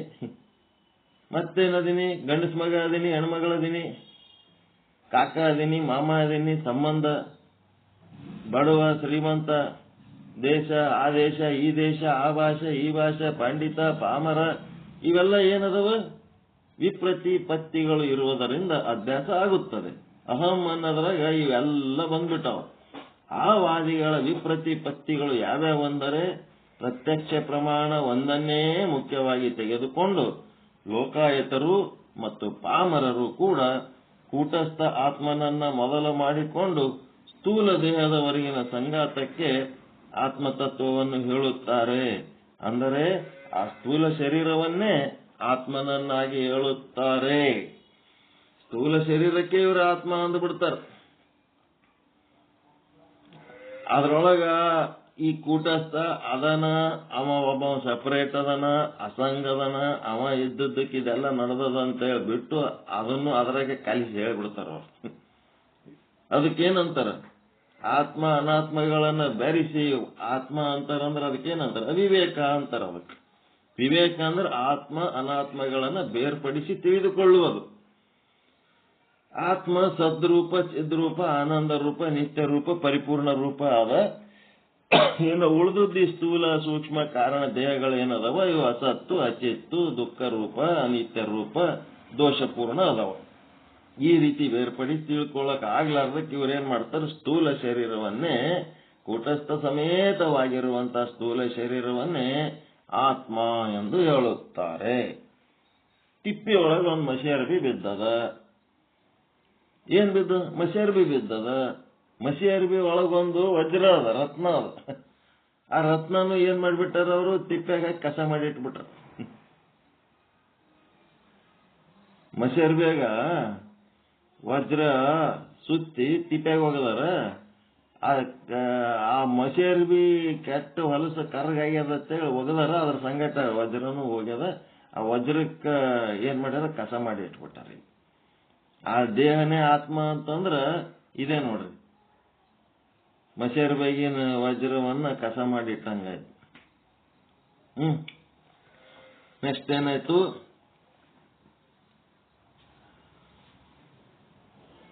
ಪ್ರತ್ಯಕ್ಷ ಪ್ರಮಾಣ ಒಂದನ್ನೇ ಮುಖ್ಯವಾಗಿ ತೆಗೆದುಕೊಂಡು ಲೋಕಾಯತರು ಮತ್ತು ಪಾಮರರು ಕೂಡ ಕೂಟಸ್ಥ ಆತ್ಮನನ್ನು ಮೊದಲು ಮಾಡಿಕೊಂಡು ಸ್ಥೂಲ ದೇಹದವರೆಗಿನ ಎಲ್ಲಾ ಸಂಘಾತಕ ಆತ್ಮತತ್ವ ಎಂದು ಹೇಳುತ್ತಾರೆ. ಆ ಸ್ಥೂಲ ಶರೀರವನ್ನೇ ಆತ್ಮವನ್ನಾಗಿ ಹೇಳುತ್ತಾರೆ. ಶಂಕೆ: ಸ್ಥೂಲ ಶರೀರಕ್ಕೆ ಆತ್ಮನೆಂದು ಹೇಳುವುದು ಪಾರಮಾರ್ಥಿಕವಲ್ಲವೇ? ಸಮಾಧಾನ: ಸ್ಥೂಲ ಶರೀರವು ಇದು ಪಾರಮಾರ್ಥಿಕ ಅಲ್ಲೇನು ಅಂತ ಕೇಳಿದ್ರೆ, ಈ ಸ್ಥೂಲ ಶರೀರವು ಒಂದಲ್ಲ ಒಂದು ದಿನ ಬಾಧಿತವಾಗುವ ಕಾರಣದಿಂದ ಆತ್ಮ ಎಂದು ಹೇಳುವುದು ಸರಿಯಾಗಲಾರದು. ಖಂಡನ ಮಂಡನ ಎರಡು. ಮೊದಲು ಮಂಡನ ಮಾಡ್ತಾರ, ಆಮೇಲೆ ಖಂಡನ ಚಾಲು. ಈ ಪಾರಮಾರ್ಥಿಕ ಆತ್ಮ ಅಲ್ಲೇನಿದು ಸ್ಥೂಲ ಶರೀರ ಅಂದ್ರೆ ಅಲ್ಲ, ಡೌಟ್ ಬಂದಾಗ ಅಲ್ಲ. ಈ ಸ್ಥೂಲ ದೇಹ ಎಂದು ಆತ್ಮವಾಗಲಾರದಲ್ಲವೇ ಅಂತ ಪ್ರಶ್ನೆ ಕೇಳಿದಾಗ, ಈ ಗ್ರಂಥದಲ್ಲಿ ವಾದಿಗಳು ವಿಪ್ರತಿಗಳು ಪತ್ತಿಯನ್ನು ತೋರಿಸುವುದಕ್ಕಾಗಿ ಚಾರ್ವಾಕಾದಿ ಮತಗಳ ಉತ್ಥಾಪನೆ ಮಾಡುವುದಾದ್ದರಿಂದ ಆ ಮತ ಭೇದಗಳು ತಿಳಿಯದೆ ಇದು ಇಂಥದ್ದೆಂದು ಜಿಜ್ಞಾಸುಗಳಿಗೆ ಗೋಚರವಾಗುವುದಿಲ್ಲವಾದ್ದರಿಂದ ಆ ಮತಭೇದವು ಇಲ್ಲಿ ಸಂಕ್ಷಿಪ್ತವಾಗಿ ತಿಳಿಸಿದ್ದೇವೆ. ಈ ಚಾರ್ವಾಕಾದಿ ಮತಗಳನ್ನ ನಾವು ಯಾಕೆ ಇಲ್ಲಿ ಹೇಳಿವಪ್ಪ ಅಂತಂದ್ರ, ಇಲ್ಲಿ ಉದ್ದೇಶ ಚಾರ್ವಾಕ ಮತ ನಾಸ್ತಿಕ ಮತವನ್ನ ಹೇಳಿ ತಲೆ ಕೆಡಿಸೋದಕ್ಕಲ್ಲ, ಆತ್ಮನನ್ನ ತಿಳಿಸಿ ಸ್ಪಷ್ಟವಾಗಿ ತಿಳಿಸೋದಕ್ಕ ಈ ಚಾರ್ವಾಕ ಮತವನ್ನ ನಾವು ಬಳಸ್ಕೊಂಡಿವಿ.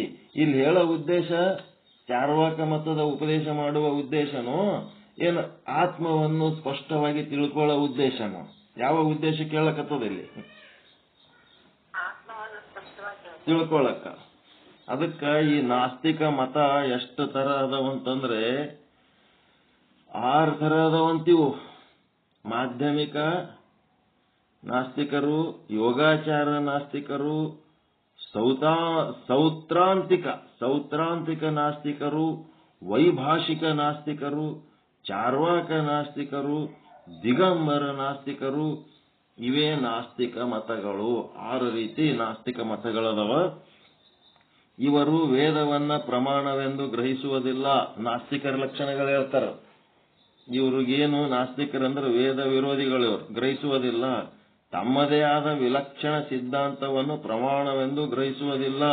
ಮತ್ತ ವೇದಗಳಿಗೆ ಒಪ್ಪಂಗಿಲ್ಲ ಅಂತಂದ್ರ ತಮ್ಮವರೇ ಏನಾರೇ ಅದಾವೇನಂತಂದ್ರ ಅವು ಸಹಿತ ಅವ್ರ ಬಲ್ಲಿ ಇಲ್ಲ. ತಮ್ಮದೇ ಆದ ವಿಲಕ್ಷಣ ಸಿದ್ಧಾಂತವನ್ನ ಮಾಡಿಕೊಂಡಿದ್ದಾರೆ. ತಮ್ಮದೇ ಆದ ವಿಲಕ್ಷಣ ಸಿದ್ಧಾಂತವನ್ನು ಪ್ರಮಾಣವೆಂದು ಗ್ರಹಿಸುವುದಿಲ್ಲ. ತಮ್ಮದೇ ಆದ ವಿಲಕ್ಷಣ ಸಿದ್ಧಾಂತವನ್ನು ಮಾಡಿಕೊಂಡಿದ್ದಾರೆ.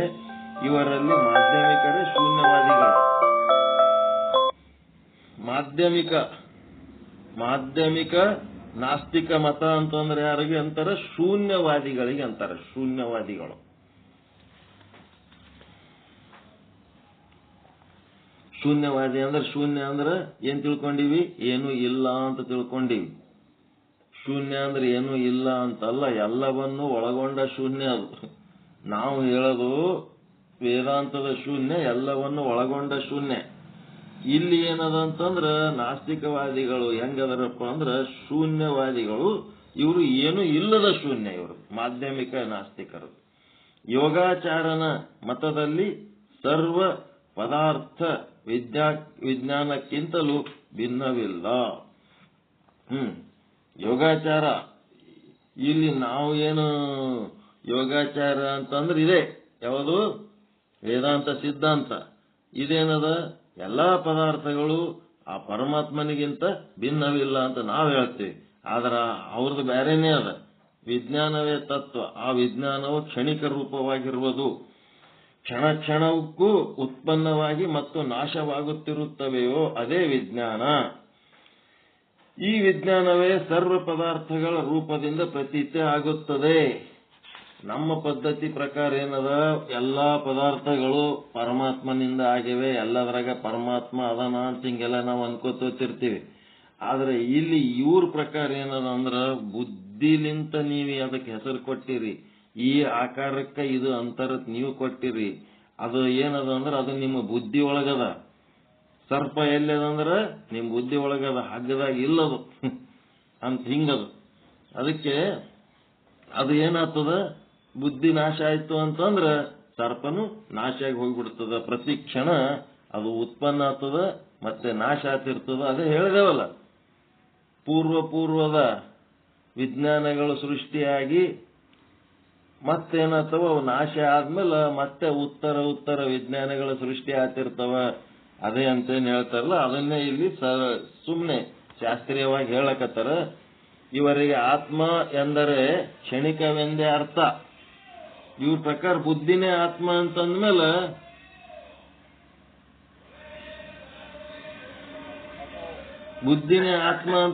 ಇವ್ರಿಗೆ ಆತ್ಮ ಕ್ಷಣಿಕ ಇದು, ಅದು ಶಾಶ್ವತವಾದದ್ದಲ್ಲ. ವಿಜ್ಞಾನ ರೂಪ ಬುದ್ಧಿ. ಅದರಲ್ಲಿ ಖ್ಯಾತಿ ಎಂದರೆ ಕಾಣುವ, ಅಂದರೆ ಭಾಗವಾಗುವ ಕಥನವೇ ಆತ್ಮಖ್ಯಾತಿ.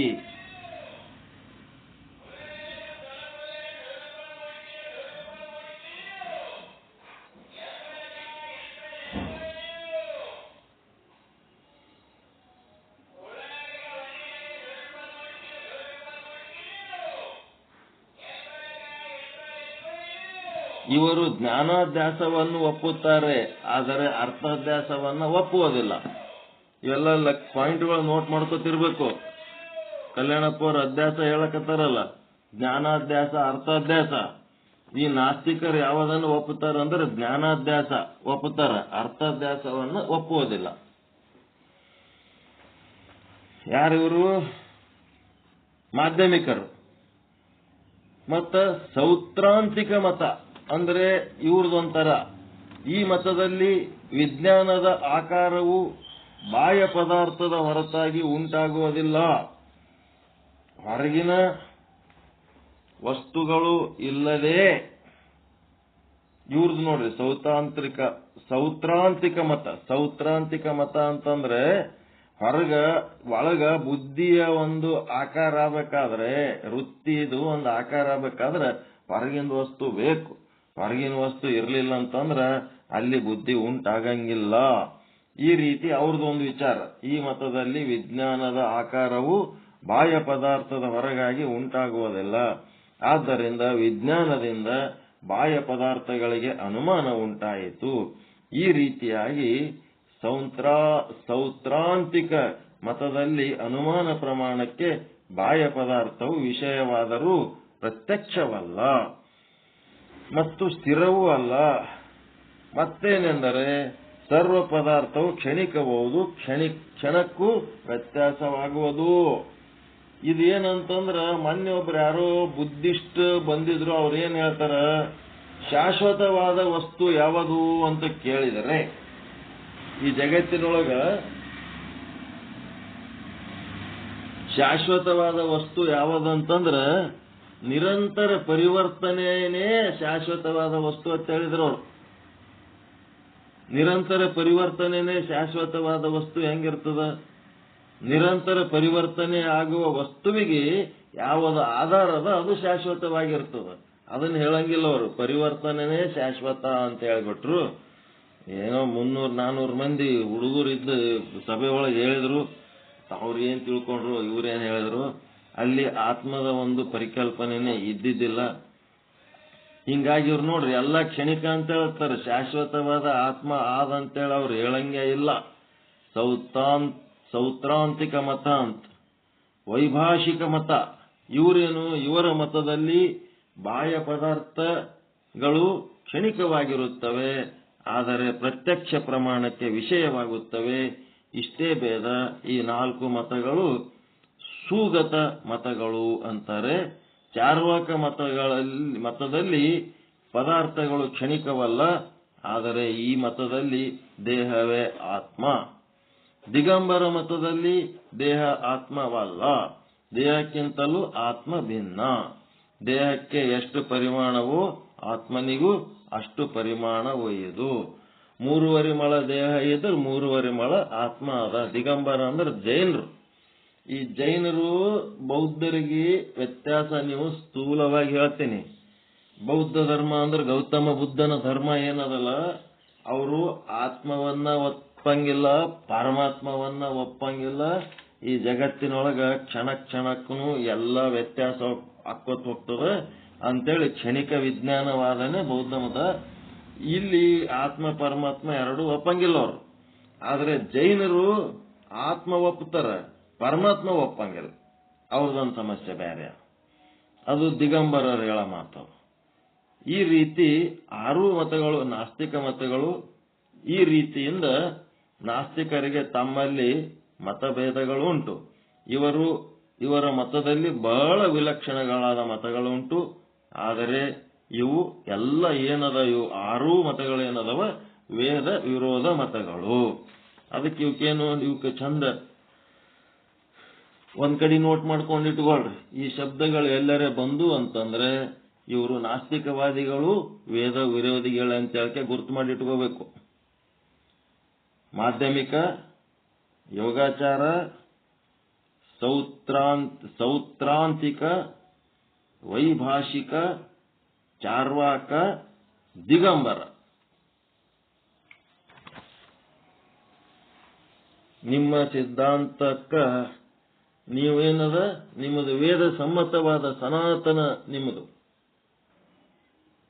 ಅವ್ರದ್ದು ವೇದ ವಿರೋಧ.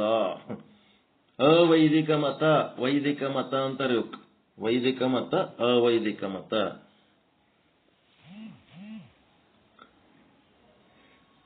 ಈ ವಚನ ಸಾಹಿತ್ಯ ಏನದ,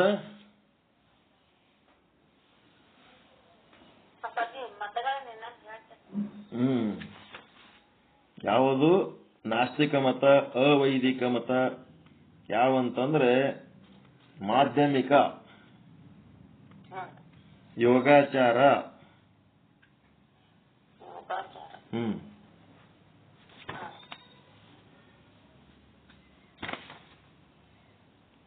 ಸೌತ್ರಾಂತಿಕ.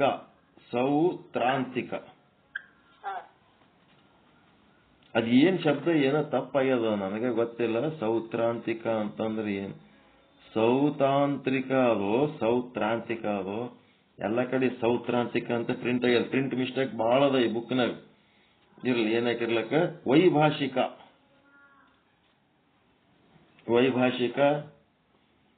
ಚಾರ್ವಾಕ,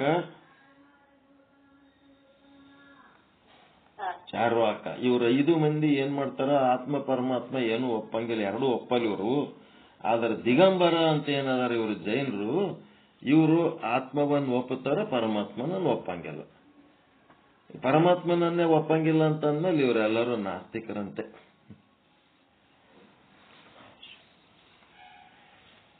ಅದೇನೋ ಮಾಹೇಶ್ವರಿ ಏನೋ ಅಂತಾರೆ ಇವ್ರಿಗೆ. ಆತ್ಮ ಒಪ್ಪಿ ಪರಮಾತ್ಮ ಒಪ್ಪಲಾರ್ದವ್ರಿಗೆ ಮಾಹೇಶ್ವರಿ ಅಂತಾರೆ. ಇವರು ನಾಸ್ತಿಕರೇ, ಪರಮಾತ್ಮನನ್ನು ಒಪ್ಪಲಾರ್ದ ಕಾರಣ ಇವಿಷ್ಟೇನದವ ಅವೈದಿಕ ಮತಗಳು. ಇವರು ವೇದಗಳಲ್ಲಿ ಒಪ್ಪಂಗಿಲ್ಲ.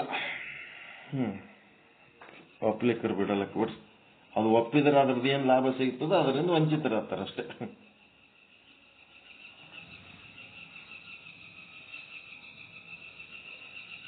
ಚಾರ್ವಾಕ ಮತದ ಪದಾರ್ಥಗಳು ಕ್ಷಣಿಕವಲ್ಲ, ಆದರೆ ಈ ಮತದಲ್ಲಿ ದೇಹವೇ ಆತ್ಮ. ದಿಗಂಬರ ಮತದಲ್ಲಿ ದೇಹವು ಆತ್ಮವಲ್ಲ, ದೇಹಕ್ಕಿಂತಲೂ ಆತ್ಮ ಭಿನ್ನ. ಅದೇ ಹೇಳಿದ್ನಲ್ಲ, ದೇಹಕ್ಕೆ ಎಷ್ಟು ಪರಿಮಾಣವೋ ಆತ್ಮನಿಗೆ ಅಷ್ಟು ಪರಿಮಾಣ. ನಿಮ್ ಶರೀರ ಎಷ್ಟು ಸೈಜ್ ಅದ ಅಷ್ಟು ಆತ್ಮ ಅದ ಅಂತ ಹೇಳ್ತಾರೆ. ಪರಮಾತ್ಮ ನಮ್ಮಂಗಿಲ್ಲ. ಈ ರೀತಿ 6 ಮತಗಳು ನಾಸ್ತಿಕ ಮತಗಳು. ಈ ರೀತಿಯಿಂದ ನಾಸ್ತಿಕರಿಗೆ ತಮ್ಮಲ್ಲಿ ಮತಭೇದಗಳುಂಟು. ಇವರ ಮತದಲ್ಲಿ ಬಹಳ ವಿಲಕ್ಷಣಗಳುಂಟು. ಆದರೆ ಇವು ವೇದ ವಿರೋಧ ಮತಗಳು. ಆದ್ದರಿಂದ ಇವರನ್ನ ನಾಸ್ತಿಕರೆಂದು ಕರೆಸಿಕೊಳ್ಳುತ್ತಾರೆ. ಈ ಕಾರಣದಿಂದ ಇವರ ಮತದ ತತ್ವವನ್ನ ಮತ್ತು ಖಂಡನವನ್ನ ವಿಶೇಷವಾಗಿ ಬರೆಯುವುದರಿಂದ ಗ್ರಂಥ ವಿಸ್ತಾರವಾಗುತ್ತದೆ ಮತ್ತು ಮತಗಳನ್ನು ತಿಳಿಯುವುದರಿಂದ ಜಿಜ್ಞಾಸುಗಳಿಗೆ ಯಾವ ವಿಧದ ಪ್ರಯೋಜನವೂ ಇಲ್ಲವಾದ ಕಾರಣ ಅವುಗಳನ್ನು ವಿಶೇಷವಾಗಿ ಬರೆದಿರುವುದಿಲ್ಲ.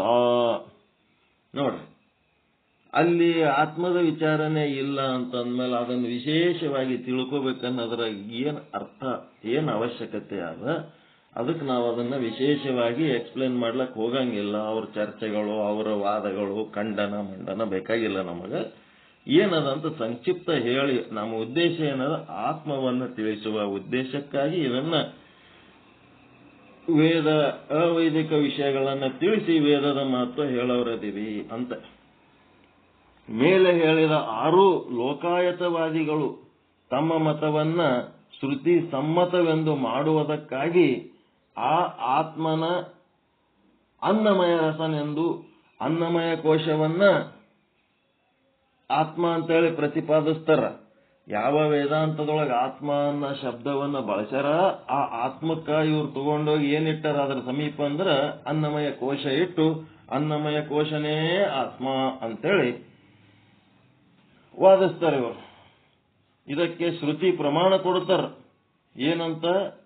ಸವಾ ಏಷ ಪುರುಷೋ ನ ರಸಮಯಂ ಎಂಬ ವಾಕ್ಯವನ್ನ ಆತ್ಮನೇ ದೇಹಮಯನೆಂದು ವಿರೋಚನ ಸಿದ್ಧಾಂತವನ್ನು ಪ್ರತಿಪಾದಿಸುತ್ತಿರುವ ಆತ್ಮೈವ ದೇಹಮಯಂ ಎಂದ ಇತ್ಯಾದಿ ವಾಕ್ಯಗಳ ಕೂಡ ಪ್ರಮಾಣವಾಗಿ ಹೇಳುತ್ತಾರೆ. ಈ ಲೋಕಾಯತರು 2 ವಾಕ್ಯಗಳನ್ನ ಗ್ರಹಿಸುತ್ತಾರೆ. ಏನ್ ಮಾಡ್ತಾರಂದ್ರ ಆ ವೇದಗಳಲ್ಲಿರುವಂತದ್ದು ಅರ್ಧಮರ್ಧ ತಗೊಂಡ್ಕೆ ತಮ್ಮ ಅನುಕೂಲಕ್ಕೆ ಬೇಕಾದಂಗೆ ಬಳಸ್ಕೋತಾರ. ಪೂರ ತಗೊಳಂಗಿಲ್ಲ. ಅದರ ಅರ್ಧಮರ್ಧ ತಗೊಂಡು ತಮ್ಮ ಅನುಕೂಲಕ್ಕೆ ಬೇಕಾದಂಗೆ ಬಳಸ್ಕೋತಾರ.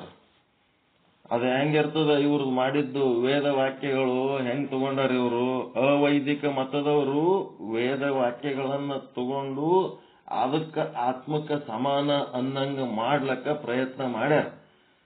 ಅದು ಹರ್ಕ ಪರ್ಕ ತಗೊಂಡಕ್ಕೆ ತಮ್ಗೆ ಹೆಂಗ್ ಬೇಕಂಗ್ ಬಳಸ್ಕೊಂಡಾರ. ಸಂಪೂರ್ಣ ಭಾವ ಗ್ರಹಣ ಮಾಡಿಲ್ಲ ಅವ್ರು. ಸಂಪೂರ್ಣ ಭಾವ ಗ್ರಹಣ ಮಾಡ್ಲಿಲ್ಲ ಅಂದ್ರೆ ಅಪಾರ್ಥ ಆಗ್ತದ.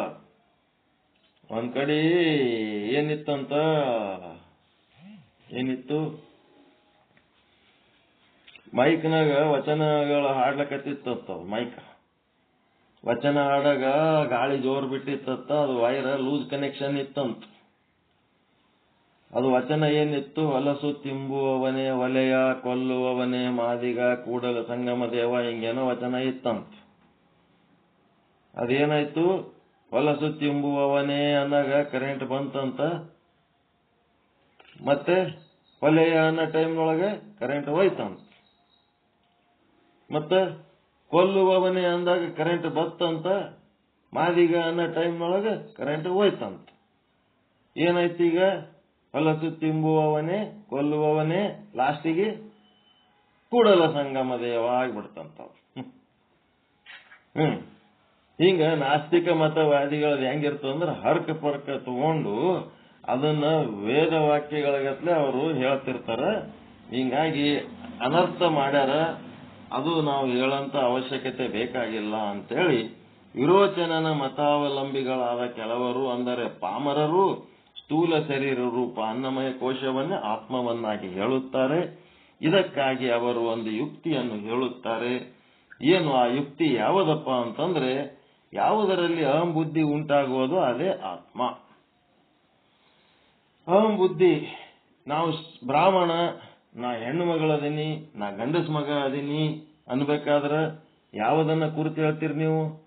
ನಾ ಬ್ರಾಹ್ಮಣದೀನಿ, ನಾ ಹೆಣ್ಮಗಳದೀನಿ, ನಾ ಗಣಮಗಳದೀನಿ ಅಂದ್ರೆ ಏನ್ ಹಿಡ್ಕೊಂಡು ಹೇಳ್ತೀರಿ ನೀವು?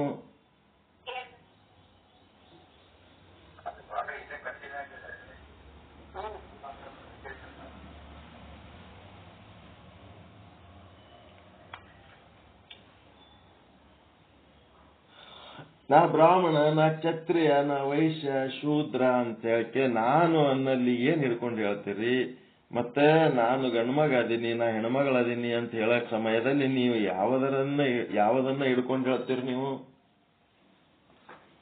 ನಾನು ಅದಿರೇನಪ್ಪ ಅಂದ್ರೆ ಅದೀನಿ ಅಂತೀರಿ. ಅದೀನಿ ಅಂದ ಕೂಡ್ಲೇನೆ ಎಲ್ಲಿ ಅದಿರಿ ಅಂದ್ರೆ ನಿಮ್ ಎದುರೇ ನಿಂತಿನಲ್ಲ ಅಂತ ಹೇಳಕ್ಕೆ ಏನನ್ನ ತೋರಿಸಿ ಹೇಳ್ತೀರಿ ನೀವು? ನಿಮ್ಮ ಇರುವಿಕೆಯನ್ನ, ನಿಮ್ ಶರೀರವನ್ನ ಹಿಡ್ಕೊಂಡು ಹೇಳ್ತೀರಿ. ಅದಕ್ಕೆ ನಿಮ್ ಶರೀರದೊಳಗ ಈ ಒಂದು ಅಹಂ ಬುದ್ಧಿ ಉಂಟಾಗ್ಲಕತ್ತದ ಅಂದ್ಮೇಲೆ ಅದೇ ಆತ್ಮ. ನಾನು ಬ್ರಾಹ್ಮಣ, ನಾನು ಗಂಡು, ನಾನು ಹೆಣ್ಣು, ಹೀಗೆ ಅಂದರೆ ಈ ಪ್ರತೀತಿಯು ಸರ್ವರಿಗೂ ಉಂಟಾಗುವುದು, ಎಲ್ಲರಿಗೂ ಗೊತ್ತಿದ್ದದ್ದೇ ಅದ. ಮನುಷ್ಯತ್ವವು, ಬ್ರಾಹ್ಮಣತ್ವವು ಸ್ಥೂಲ ಶರೀರದಲ್ಲಿಯೇ ಇರುವುದು. ಆದ್ದರಿಂದ ಸ್ಥೂಲ ಶರೀರವೇ ಅಹಂ ಬುದ್ಧಿಗೆ ವಿಷಯವಾಗಿರುವುದರಿಂದ ಅದೇ ಆತ್ಮವಾಗಿದೆ.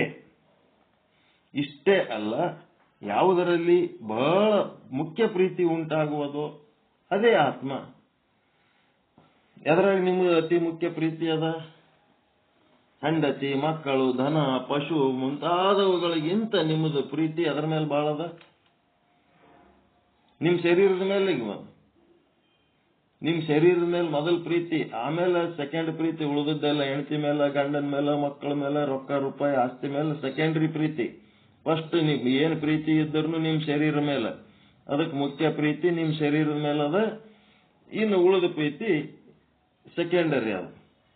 ಹಿಂಗಾಗಿ ಏನಾಯ್ತು, ಆ ಶರೀರನೇ ಆತ್ಮ. ಮತ್ತು ಸ್ಥೂಲ ಶರೀರಕ್ಕೆ ಉಪಕಾರವಾಗದೆ ಹೋದರೆ ಅವುಗಳಲ್ಲಿ ಪ್ರೀತಿ ಉಂಟಾಗುವುದಿಲ್ಲ.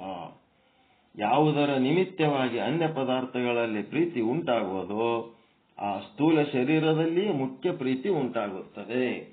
ಏನು ಶರ್ಬತ್ ಕುಡಿದ್ರಿ ಅಂತಂದ್ರೆ ನಿಮ್ ಸ್ಥೂಲ ಶರೀರಕ್ಕೆ ಸುಖ ಆಗ್ತದಲ್ಲ, ಅವಾಗ ಏನಾಯ್ತು? ಶರೀರಕ್ಕೆ ಸುಖ ಆಗ್ಯದ ಅಂದ್ರೆ ಆತ್ಮಕ್ಕೆ ಸುಖ ಆಗ್ಯದ ಅಂತ. ನಿಮ್ ಶರೀರಕ್ಕೆ ಸುಖ ಆಗಿಲ್ಲ ಅಂತಂದ್ರ ಆತ್ಮ ಸುಖ ಅಲ್ಲೇ ಅಲ್ಲದು. ಹಿಂಗ ತಿಳ್ಕೊಂಡ್ಬಿಟ್ರು.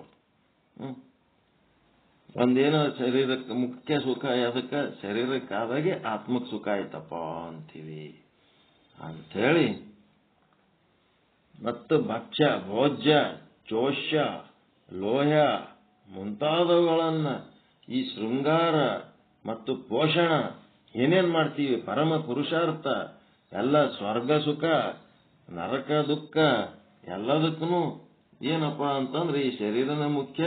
ಕಡೆಗೆ ಮರಣ ಆದಾಗನು ಏನನ್ನ ಕುರಿತು ಹೇಳ್ತೀರಿ? ಸತ್ತಾನಂದ್ರೆ ಏನ್ ನೋಡಿ ಹೇಳ್ತೀರಿ? ಶರೀರ ನೋಡೇ ಹೇಳ್ತೀರಿ. ಮರಣವೇ ಮೋಕ್ಷ, ಮರಣವೇ ಮೋಕ್ಷ ಅಂತ ಹೇಳ್ತಾನೆ. ಅದಕ್ಕೆ ದುಃಖವೇ ನರಕ, ಸುಖವೇ ಸ್ವರ್ಗ, ಪೋಷಣವೇ ಪರಮ ಪುರುಷಾರ್ಥ. ಶೃಂಗಾರ ಮತ್ತು ಪೋಷಣ, ಈ ಶರೀರದ ಶೃಂಗಾರ ಮಾಡುವುದು ಮತ್ತು ಇದನ್ನ ಪೋಷಣೆ ಮಾಡೋದು, ಇದೇ ಪರಮ ಪುರುಷಾರ್ಥ. ಚಾರ್ವಾಕನ್ ಮಾತುಗಳು ಎಷ್ಟು ಚಂದದವು. ಶೃಂಗಾರ ಮಾಡೋದು, ಅಂದ ಚಂದ ಮಾಡೋದು, ಇದನ್ನ ಶರೀರ ಪೋಷಣೆ ಮಾಡೋದೇ ಪರಮ ಪುರುಷಾರ್ಥ. ಅಂದ್ರೆ ಈ ಮನುಷ್ಯ ಜನ್ಮ ಸಾರ್ಥಕ ಆಗ್ಬೇಕಾದ್ರೆ ಶರೀರವನ್ನ ಚೆನ್ನಾಗಿ ಪೋಷಣೆ ಮಾಡಬೇಕು, ಇದಕ್ಕೆ ಚಂದ ಶೃಂಗಾರ ಮಾಡಬೇಕು. ಮತ್ತೆ ಏನ್ ಸುಖ ಅನುಭವಿಸ್ತೀರಿ ಅದೇ ಸ್ವರ್ಗ, ಏನು ದುಃಖ ಅನುಭವಿಸ್ತೀರಿ ಅದೇ ನರಕ, ಸತ್ರಿ ಅಂದ್ರೆ ಅದೇ ಮೋಕ್ಷ, ಮರಣವೇ ಮೋಕ್ಷ. ಈ ರೀತಿ ಭಸ್ಮೀಭೂತಸ್ಯ ದೇಹಸ್ಯ ಪುನರಾಗಮ ನಂಕತು.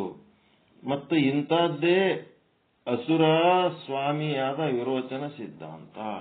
ವಿರೋಚನ ಸಿದ್ಧಾಂತ ಹಿಂಗೆ ಹೇಳ್ತಾನ. ಮುಂದೆ ಹಿಂದೆ ಹೇಳಿದ ಚಾರ್ವಾಕ ಮತದಲ್ಲಿನ ದೋಷವನ್ನ ತೋರಿಸಿ ಆ ಮತವು ಅಸಂಗತವೆಂದು ತಿಳಿಸಿ ಮತ್ತೊಂದು ಮತ ಅಂದರೆ ಇಂದ್ರಿಯ ಆತ್ಮವಾದಿ ಮತ್ತೊಬ್ಬ ಹೇಳ್ತಾನೆ.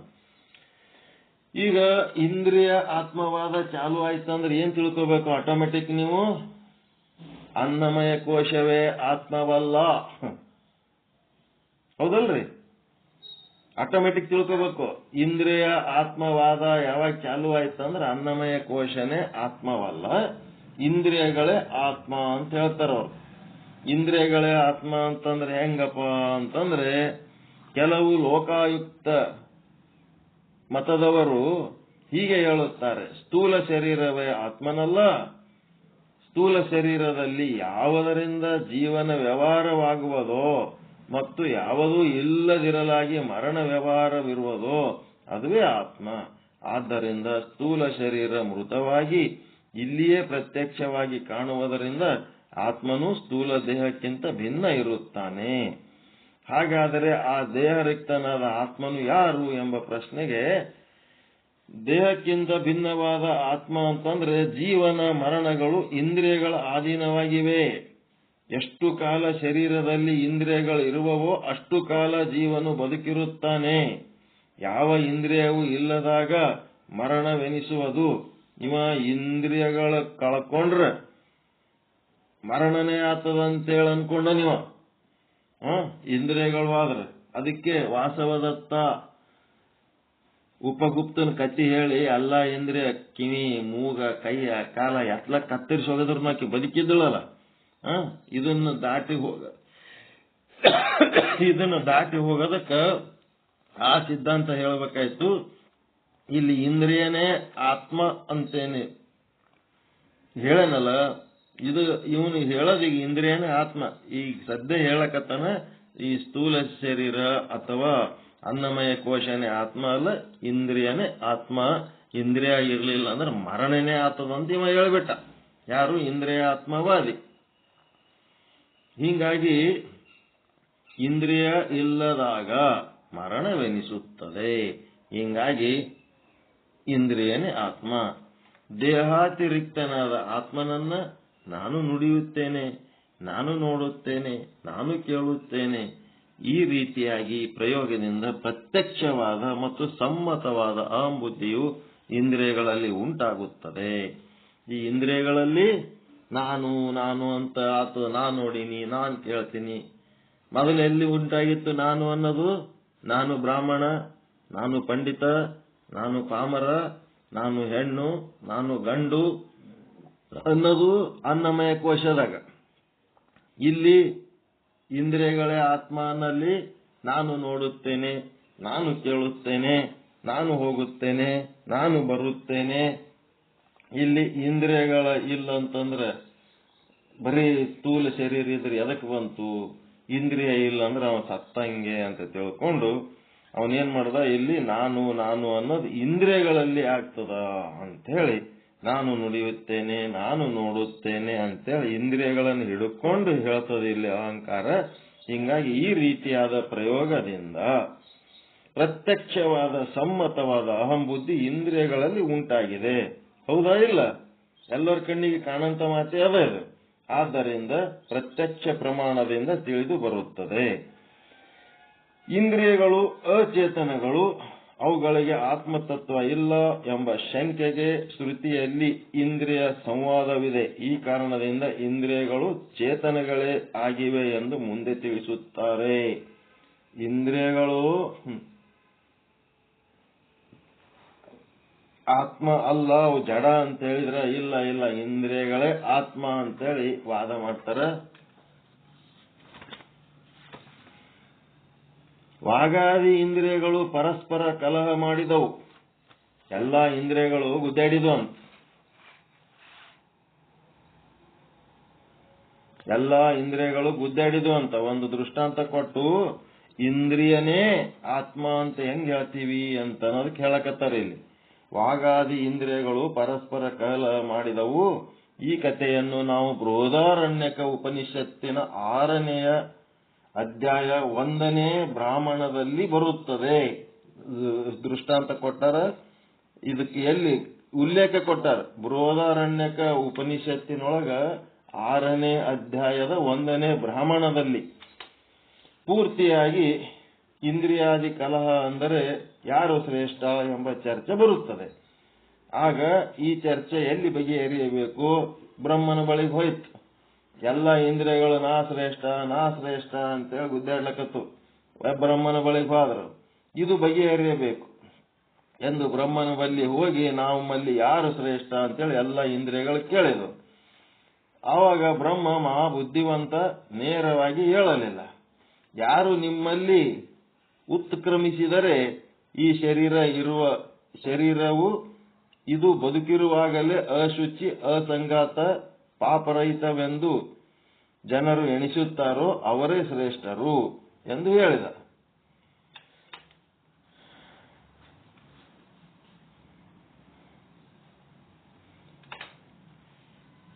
ಅವಾಗೇನಾಯ್ತು, ಮೊದಲು ಯಾವುದು ಬಿಡ್ತು ಕೈ ಅಂತಂದ್ರೆ, ಮೊದಲು ವಾಕ್ ಅಂದ್ರೆ ಬಾಯಿ ದೇಹವನ್ನು ಉತ್ಕ್ರಮಿಸಿತು. 1 ವರ್ಷ ಪ್ರವಾಸದಲ್ಲಿದ್ದು ಹಿಂತಿರುಗಿ ಬಂದು ಹೇಳಿತು, ನೀವೆಲ್ಲರೂ ನಾನು ಇಲ್ಲದಿದ್ದರೂ ನಾನು ಬಿಟ್ಟು ಬದುಕಿರುವುದು ಹೇಗೆ ಸಾಧ್ಯವಾಯಿತು? ಆಗ ಅವು ಹೇಳಿದು, ಈ ಲೋಕದಲ್ಲಿ ಮೂಕರು ವಾಕಿಲ್ಲದೆ ಮಾತನಾಡದೆ ಪ್ರಾಣದಿಂದ ಬಾಳುತ್ತಿದ್ದಾರೆ, ಕಣ್ಣಿನಿಂದ ನೋಡುತ್ತಾ ದರ್ಶನ ವ್ಯಾಪಾರ ಮಾಡುತ್ತಿದ್ದಾರೆ, ಶ್ರೋತ್ರದಿಂದ ಕೇಳುತ್ತಾ ಮನಸ್ಸಿನ ಕಾರ್ಯಗಳನ್ನು ಮಾಡ್ತಾ ಇದ್ದಾರೆ, ಜನನೇಂದ್ರಿಯದಿಂದ ಸಂತಾನೋತ್ಪತ್ತಿ ಮಾಡುತ್ತಿದ್ದಾರೆ. ಮಾತದು ವಾಗೇಂದ್ರಿಯ ನಾನಿಲ್ಲದೆ ನೀನ್ ಹೆಂಗ್ ಬದುಕಿರಿ ಅಂತ ಕೇಳಿದಾಗ ಮೂಕರು ಈ ಜಗತ್ತಿನ ಜೀವನ ಮಾಡ್ಲಕತ್ತಾರ, ಹಿಂಗಾಗಿ ಇಂದ್ರಿಯ ಇಲ್ಲದೆ ಬದುಕಬಹುದು ಅನ್ನಂತ ಒಂದು ವಿಚಾರ ಇಲ್ಲಿ ಸಂಕ್ಷಿಪ್ತವಾಗಿ ಹೇಳ್ಯಾರ. ಪ್ರಾಣಗಳು ಹೀಗೆಂದು ಉತ್ತರ ಕೊಡಲು ವಾಕು ತಾನು ಶರೀರದಲ್ಲಿ ಇರಲದಿರುವಾಗ ಶ್ರೇಷ್ಠವಲ್ಲವೆಂದು ವಾಕು ಶರೀರವನ್ನು ಪ್ರವೇಶಿಸಿತು. ಹಾಗೆ 5 ಕರ್ಮೇಂದ್ರಿಯಗಳು, 5 ಜ್ಞಾನೇಂದ್ರಿಯಗಳು, ಮನಸ್ಸು, ಬುದ್ಧಿಗಳು 1 ವರ್ಷ ಹೊರಗೆ ಹೋಗಿ ಬಂದವು. ಶರೀರ ಯಥಾವತ್ತಾಗಿ ಇತ್ತು. ಇವು 15 ಇರಲಿಲ್ಲ ಅಂತಂದ್ರೂ ಶರೀರಕ್ಕೆ ಏನು ಫರಕ್ ಆಗ್ಲಿಲ್ಲ. 5 ಕರ್ಮೇಂದ್ರಿಯ, 5 ಜ್ಞಾನೇಂದ್ರಿಯ ಮತ್ತು ಅಂತಃಕರಣಗಳು. ಆದರೆ ಪ್ರಾಣ ಉತ್ಕ್ರಾಂತವಾಗುವುದರಾಗಿದ್ದ. ಅವ ಪ್ರಾಣ ಏನ್ ಮಾಡ್ದ, ಮತ್ತ ಎಲ್ಲರೂ 1 ವರ್ಷ ಶರೀರ ಬಿಟ್ಟು ಹೋಗಿ ಬಂದ್ರಿ, ಶರೀರಕ್ಕೆ ಏನೋ ಫರಕ್ ಬಿದ್ದಿಲ್ಲ. ಆದ್ರೆ ಈ ಪ್ರಾಣ ಬಿಟ್ಟು ಅಂತಂದ್ರೆ ಶರೀರ ಏನೇನಾಗ್ತದ ಅಂತ ಹೇಳಿದ್ರು. ಪ್ರಾಣ ಉತ್ಕ್ರಾಂತವಾಗುವುದರಲ್ಲಿದ್ದ. ಆಗ ಉಳಿದ ಕರ್ಮೇಂದ್ರಿಯಗಳು, ಜ್ಞಾನೇಂದ್ರಿಯಗಳು ತಮ್ಮ ಸ್ಥಾನವನ್ನು ಬಿಟ್ಟು ಅಲುಗಾಡಿದವು. ಆಗ ಈ ವಿಷಯವನ್ನು ಶ್ರುತಿ ಹೇಳುತ್ತದೆ. ಹೇಗೆ ಲೋಕದಲ್ಲಿ ಒಳ್ಳೆಯ ಲಕ್ಷಣಗಳಿಂದ ಕೂಡಿದ ಕುದುರೆಯು ದೊಡ್ಡದಾಗಿಯೂ ಸಿಂಧು ದೇಶದ ಕುದುರೆಯೂ ಆಗಿದ್ದ ಕಾಲಿಗೆ ಕಟ್ಟಿದ ಗೂಟಗಳನ್ನು ಪರೀಕ್ಷೆಗಾಗಿ ಕಟ್ಟಿಕೊಳ್ಳಲು ಕಿತ್ತುಕೊಳ್ಳುವುದು ಹೇಗೋ ಹಾಗೆ ಈ ವಾಗಾದಿ ಪ್ರಾಣಿಗಳನ್ನ ಕಿತ್ತುಕೊಂಡಿತ್ತು. ಆಗ ಅವುಗಳ ಸ್ಥಾನದಿಂದ ತಪ್ಪಿಸಿತ್ತು. ಆಗ ವಾಗಾದಿಗಳು ಹೇಳಿದವು, ಹೇ ಭಗವಂತನೇ, ವೃತ್ಕಾಂತವಾಗದಿರು, ನೀನು ಇಲ್ಲದೆ ನಿನ್ನನ್ನು ಬಿಟ್ಟು ನಾವು ಬದುಕಿರೋದು ಆಗುವುದಿಲ್ಲ. ಆದ್ದರಿಂದ ಪ್ರಾಣವೇ ಶ್ರೇಷ್ಠವಾದದ್ದು ಅಂತ ಹೇಳ್ತು. ಆ ಪ್ರಾಣ ಹೋಯ್ತು ಅಂತಂದ್ರೆ ಏನಾಗ್ತದ, ಶರೀರ ಬದುಕಿರುವಾಗಲೇ ಅಶುಚಿ, ಸಂಗಾತ ಮತ್ತೆ ಪಾಪರಹಿತವೆಂದು ಜನರು ಎಣಿಸುತ್ತಾರೋ ಅವರೇ ಶ್ರೇಷ್ಠರು ಅಂತ ಹೇಳಿ. ಯಾವಾಗ ಪ್ರಾಣ ಹೋಯ್ತು ಅಂತಂದ್ರ ಇದು ಹೊಲಸಾಗ್ತದ, ಮತ್ತೆ ಪಾಪ ಇಲ್ಲದಕ್ಕೆ. ಸತ್ಯಣಕ್ ಪಾಪ ಅದಲ್ರಿ, ಬದುಕಿದ್ದದಕ್ಕೆ ಪಾಪ. ಸತ್ಯಣಕ್ ಪೂಜೆ ಮಾಡ್ತಾರ ಇಲ್ಲ, ಬದುಕಿರೋತನ ಎಟ್ಟರೆ ಪಾಪ ಮಾಡ್ಲಿ, ಸತ್ಯಣಕ್ ಪೂಜೆ ಮಾಡ್ತಾರಲ್ರಿ, ಕ್ಷಣಕ್ ಪಾಪ ಇಲ್ಲ. ಹಿಂಗಾಗಿ ಜನರು ಪಾಪರಹಿತವೆಂದು ಯಾರನ್ನು ಎಣಿಸುತ್ತಾರೆ. ಬದುಕಿರುವಾಗಲೇ ಯಾವುದು ಇದ್ದಾಗ ಅಶುಚಿ ಅಂತಾರ. ಹಿಂಗೆಲ್ಲ ಅದಲ್ಲ. ಇದಕ್ಕ ಪ್ರಾಣವೇ ಶ್ರೇಷ್ಠ ಅನ್ನೋಂಥ ಒಂದು ವಿಚಾರ ಹೇಳಿದ್ರು. ಇದಕ್ಕ ಮುಂದೆ ಏನು ಮಾಡ್ತಾನ, ಪ್ರಾಣವೇ ಆತ್ಮ, ಇಂದ್ರಿಯನೇ ಆತ್ಮ, ಸ್ಥೂಲ ಶರೀರನೇ ಆತ್ಮ ಅಲ್ಲ, ಇಂದ್ರಿಯನೇ ಆತ್ಮ ಅನ್ನೋಂಥ ವಿಷಯ ಹೇಳಿ, ಮುಂದೆ ಇಂದ್ರಿಯಗಳು ಇಲ್ಲ ಅಂದ್ರೂ ಸಮಸ್ಯೆ ಇಲ್ಲ, ಪ್ರಾಣ ಇರ್ಲಿಲ್ಲ ಅಂತಂದ್ರ ಶರೀರ ಅಮಂಗಲ ಆಗ್ತದ ಅನ್ನೋಂಥ ವಿಚಾರ ಹೇಳಿ, ಪ್ರಾಣ ಬಹಳ ಮುಖ್ಯ, ಪ್ರಾಣ ಇತ್ತಂದ್ರೆ ಎಲ್ಲ ಇಂದ್ರಿಯಗಳ ಕೆಲಸ ಮಾಡ್ತಾವ. ಈ ಬುಕ್ನೊಳಗ ವಾಕ್ಯಗಳು ಸ್ಪಷ್ಟ ಇಲ್ಲ, ಅರ್ಥಗಳು ಸ್ಪಷ್ಟ ಇಲ್ಲ, ಸುಮ್ಮನೆ ಹೇಳ್ಕೊತ ಹೋಗ್ಲಕತ್ತೀನಿ ನಾನು. ಅದಕ್ಕೆ ಪ್ರಾಣನೇ ಶ್ರೇಷ್ಠ, ಹಿಂಗಾಗಿ ಪ್ರಾಣವೇ ಆತ್ಮ. ಈ ಕಾರಣದಿಂದ ಇಂದ್ರಿಯಗಳು ಚೇತನಗಳು. ಯಾವ ಕಾರಣದಿಂದ ಇಂದ್ರಿಯಗಳು ಚೇತನಗಳಾದವೋ ಆ ಕಾರಣದಿಂದ ಇಂದ್ರಿಯಗಳಿಗೆ ಆತ್ಮತತ್ವವು ಸಿದ್ಧವಾಯಿತು. ಏಕೆಂದರೆ ಚೇತನತ್ವವೇ ಆತ್ಮಲಕ್ಷಣವಾಗಿದ್ದರಿಂದ ಆ ಲಕ್ಷಣವು ವಾಗಾದಿ ಇಂದ್ರಿಯಗಳಲ್ಲಿ ತೋರುವುದರಿಂದ ವಾಗಾದಿ ಇಂದ್ರಿಯಗಳಿಗೆ ಆತ್ಮತತ್ವವು ಹೇಳಬಹುದು. ಹೀಗೆ ಲೋಕಾಯತರು ಏನ್ ಮಾಡಿದ್ರು ಮತ್ತು ಏಕದೇಶೀಯರು ಇಂದ್ರಿಯಗಳೇ ಆತ್ಮ ಅಂತ ಹೇಳಿದರು. ಮುಂದೆ ಈಗ ಕೊಟ್ಟ ದೃಷ್ಟಾಂತದ ಪ್ರಕಾರ ಇಂದ್ರಿಯಗಳ ಆತ್ಮ ಅಲ್ಲ, ಪ್ರಾಣವೇ ಆತ್ಮ ಅನ್ನಂತ ವಿಷಯ ಎಲ್ಲಿ ಮುಂದಿನ ಶ್ಲೋಕಗಳಲ್ಲಿ ಹೇಳ್ತಾರ. ಈಗ 8 ಗಂಟೆ ಮೇಲಾಯ್ತು, ನಾವೀಗ ಪಾಠ ಮುಗಿಸೋಣ. ಪ್ರಾಣವೇ ಆತ್ಮ ಅನ್ನಂತ ವಿಷಯ ನಾಳೆ ಓದೋಣ. ಒಂದು ದಿವಸ ಬಹಳ ಆದ್ರೆ ಇನ್ನೊಂದು ದಿವಸ ಓದಿದ್ರೆ ಇದರ ಪಂಚದಶಿಯ ಒಳಗಿರುವಂತ ಎಲ್ಲಾ ಶ್ಲೋಕಗಳು ರೆಫರ್ ಮಾಡಿ ಪಂಚಕೋಶಗಳನ್ನ ಆತ್ಮ ಅಲ್ಲ ಅಂತ ಹೇಳುವಂತ ವಿಷಯ ಸಂಪೂರ್ಣ ಮುಗಿತದ. ಅದಾದ್ಮೇಲೆ ಮುಂದಿನ ವಿಷಯಕ್ಕೆ ಹೋಗೋಣ. ನಾಳೆ ಪ್ರಾಣವೇ ಆತ್ಮ. ಇವತ್ತ ಸ್ಥೂಲ ಶರೀರವೇ ಆತ್ಮವಲ್ಲ, ಇಂದ್ರಿಯ ಆತ್ಮ ಅನ್ನಂಥದ್ದು. ಇಂದ್ರಿಯ ಇರ್ಲಿಲ್ಲ ಅಂತಂದ್ರೆ ಸತ್ತೇ ಹೋತಾನ ಅಂತೇಳಿ ಇಂದ್ರಿಯವಾದಿ ಹೇಳಿದ್ದ. ಆದ್ರೆ ಅವೆಲ್ಲ ಇಂದ್ರಿಯಗಳು ಎಲ್ಲಿ ಹೋಗಿ ಬಂದ್ರು ಅವು ಹಂಗೆ ಶರೀರ ಬದುಕಿತ್ತು. ಹೀಗಾಗಿ ಇಂದ್ರಿಯಗಳೇ ಆತ್ಮ ಅಲ್ಲ, ಪ್ರಾಣ ಆತ್ಮ ಅನ್ನಂತ ವಿಷಯ ಹೇಳ್ಯದ. ಅದಕ್ಕೆ ಪೀಠಿಕೆ ಹಾಕ್ಯಾರ. ಮುಂದೆ ಪ್ರಾಣವೇ ಆತ್ಮ ಅನ್ನೋದು ಹೇಳಿ ಮುಂದೇನ್ ಮಾಡ್ತಾರೆ, ಪ್ರಾಣ ಆತ್ಮ ಅಲ್ಲ ಮನವೇ ಆತ್ಮ ಅಂತೇಳಿ ಮುಂದಿನ ಸ್ಟೆಪ್ನಾಗ ಹೇಳ್ತಾರೆ. ಇದ್ರ ಮುಂದಿನ ಭಾಗ ನಾಳೆ ವಿಚಾರ ಮಾಡೋಣ. ಈ ಬುಕ್ ಪಂಚದಶಿ ಪೀತಾಂಬರ್ದಿದ ಸಿಕ್ತಂದ್ರೆ ಚಲೋ ಅದ. ಈ ಬುಕ್ನಾಗ ಏನು ಗಂಧ ಇಲ್ಲ, ಸುಮ್ಮನೆ ಎಲ್ಲ ಪ್ರಿಂಟ್ ಮಿಸ್ಟೇಕ್ ಅದಾವ, ವಾಕ್ಯಗಳು ಯಾವ ಸ್ಪಷ್ಟ ಇಲ್ಲ, ಏನೇನೋ ಅದ. ಹಂಗೆ ಓದ್ಲಕತ್ತೀನಿ ಅಂದಾಜ್ ಮೇಲೆ. ನಾವು ಇದು ಶಂಕರಾನಂದ ಆಶ್ರಮ ಬೆಂಗಳೂರದ ಏನೋ ಅದ, ಏನೂ ಗಂಧಿಲ್ಲ ಅದ್ರಾಗ, ಏನೂ ಸರಿಗಿಲ್ಲ ಬುಕ್. ಅದು ಪಂಚದಶಿ ಸುಮ್ಮನೆ ಬುಕ್ ದೊಡ್ಡದು ಪ್ರಿಂಟ್ ಆಗ್ಯದ, ಒಳಗೆ ಬಹಳ ದೋಷಗಳದ. ಪರಮಾನಂದ ಮತ್ತೇನ್ರಿ ಯಾರೇನ್ರಿ ಮಾತಾಡ್ಬೇಕ? ಯಾರೇನಾದ್ರು ಹೇಳೋದಿದ್ರೆ ಕೇಳ್ರಿ, ಇಲ್ಲ ಅಂತಂದ್ರೆ ಮುಕ್ತಾಯ ಮಾಡೋಣ ಈಗಿನ ಪಾಠ. ಮೊದಲೇ ಹೇಳಿದ್ದೇ ಅದ, ಸ್ವಲ್ಪ ಈ ಶಾಸ್ತ್ರದ ಪ್ರಕಾರ ಇನ್ನೊಂದಿಷ್ಟು ಏನಾರ ಡೀಟೇಲ್ ತಿಳಿತದೇನಂತ ನೋಡ್ಲಕತ್ತೀವಿ. ಏನೋ ಈಗಾಗಲೇ ಅದಕ್ಕಿಂತ ಸಾಕಷ್ಟು ಡೀಟೇಲ್ ಹೇಳಿ ಇದ್ರಾಗ ಏನಂತ ವಿಶೇಷ ತಿಳ್ಕೊಳ್ಳೋದಿಲ್ಲ. ಆದ್ರೂ ಪಂಚದಶಿ ಅತಿ ಬುಕ್ನಾಗ ಬರೆದದ್ದಕ್ಕೆ ಅವ್ರು ಹೇಳಿದ ಪಂಚದಶಿ, ತಾವು ಸ್ವಂತ ಬರೆದ ಪಂಚದಶಿ ಬುಕ್ಕಿನ ಬಗ್ಗೆ ಅವ್ರು ಹೇಳ್ಯಾರ. ನಾವೇನ್ ಮಾಡ್ಲಕತ್ತೀವಿ, ನಮ್ಮಲ್ಲಿರೋ ಪಂಚದಶಿ ಹಿಡ್ಕೊಂಡು ಕೂತೀವಿ. ಅದಕ್ಕ ಏನು ಅಷ್ಟೊಂದು ಮ್ಯಾಚಿಂಗ್ ಅರ್ಥ ಬರಂಗಿಲ್ಲ. ಆದ್ರೂ ಇನ್ನೊಂದು ದಿವಸ ಓದಿ 1 ದಿನ 2 ದಿನ ಓದಿದ್ರೆ ಏನಾರ ವಿಶೇಷ ಅರ್ಥ ಉಂಟಾದ್ರೆ ಆಗ್ಲಿಕ್ಕೆ ಬಿಡಲ್ಲ. ಪರಮಾನಂದ ಪ್ರಾಪ್ತಿ ಭವ, ಸರ್ವ ದುಃಖ ನಿವೃತ್ತಿ ಭವ, ಇಷ್ಟಾರ್ಥ ಸಿದ್ಧಿರಸ್ತು, ಯಶಸ್ವಿ ಭವ. ಜೈ ಶುದ್ಧ ಬ್ರಹ್ಮ, ಜೈ ಶುದ್ಧ ಬ್ರಹ್ಮ. ಓಂ ಶಾಂತಿ ಶಾಂತಿ ಶಾಂತಿ. ಎಲ್ಲರಿಗೂ ಶರಣ ಎಲ್ಲರಿಗೂ ಶರಣ. ಜೈ ಶುದ್ಧ ಬ್ರಹ್ಮ.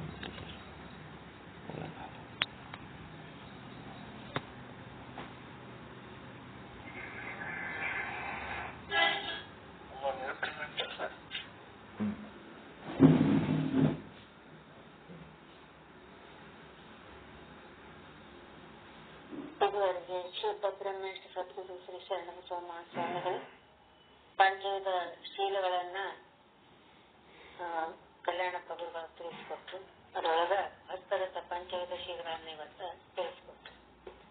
ಮತ್ತೆ ಈ ಒಂದು ಆತ್ಮ ಯಾವ್ದು ಆತ್ಮ ಅನ್ನೋದನ್ನ ಹೆಂಗ ಕ್ರಮೇಣವಾಗಿ ಅದು ಸುಧಾರಣೆ ಆಗ್ತಾ ಬಂತು. ಮೊದಲ ಶರೀರವೇ ಆತ್ಮ ಅಂದ್ರು, ಆಮೇಲೆ ಇಂದ್ರಿಯವೇ ಆತ್ಮ ಅಂದ್ರು, ಹೆಂಗ ಅಂದ್ರು ಅನ್ನೋದನ್ನ ಬಹಳಷ್ಟು ವಿವರವಾಗಿ ಗುರುಗಳ ತಿಳಿಸ್ಕೊಟ್ರು. ನಾಳೆ ದಿವಸ ಪ್ರಾಣವೇ ಆತ್ಮ ಅನ್ನೋದನ್ನ ತಿಳಿಸ್ಕೊಡ್ತಾರೆ. ಇಂತಹ ಜ್ಞಾನವನ್ನು ನೀಡುತ್ತಿರುವ ಶುದ್ಧ ಬ್ರಹ್ಮ ಸದ್ಗುರು ಶ್ರೀ ಶರಣಬಸವ ಮಹಾಸ್ವಾಮಿಗಳಿಗೆ ಅನಂತ ಶಿರಸಾಷ್ಟಾಂಗ ನಮಸ್ಕಾರಗಳನ್ನು ಸಲ್ಲಿಸ್ತೇನೆ. ಈಗ ಮಂಗಳಾಚರಣೆಯನ್ನ ಶಿವಪ್ಪ ಅವರು ತಮ್ಮ ಅಭಿಪ್ರಾಯವನ್ನು ತಿಳಿಸ್ತೀರೇನ್ರಿ?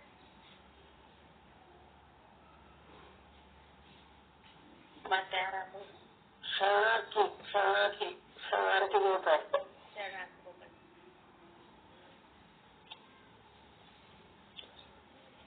ಅಭಿಪ್ರಾಯ ಸದ್ಗುರುನಾಥನಾಗಿರ್ತಕ್ಕಂಥವನು ಸದ್ಗುರು ಸಿದ್ಧಾಂತ ಪಾದಕ್ಕೆ ಶರಣಾರ್ಥಿಯನ್ನು ತಿಳಿಸಿ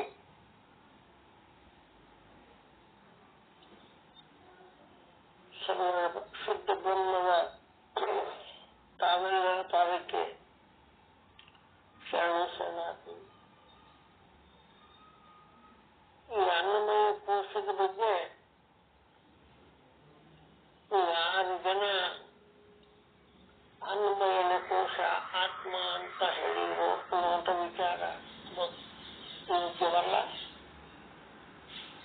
ಅನ್ನುವಂಥ ವಿಚಾರವನ್ನು ನಮಗೆ ತಿಳಿಸಿ ನಮಗೆ ಅನ್ನಮಯ ಕೋಶ ಹೆಂಗೆ ಉತ್ಪತ್ತಿ ಆಯಿತು, ಪ್ರಾಣಮಯ ಕೋಶ ಹೆಂಗೆ ಉತ್ಪತ್ತಿ ಆಯಿತು, ಮನಮಯ ಕೋಶ ಹೆಂಗೆ ಉತ್ಪತ್ತಿ ಆಯಿತು,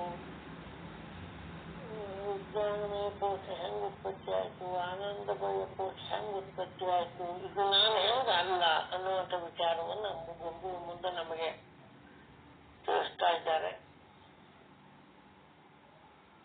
ಅನ್ನಮಯ ಕೋಶ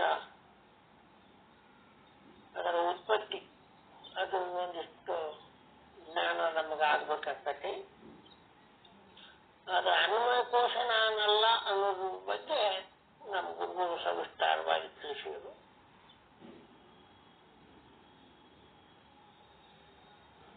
ಈ ಅನ್ನಮಯ ಕೋಶ ಉತ್ಪತ್ತಿ ಹೇಗೆ,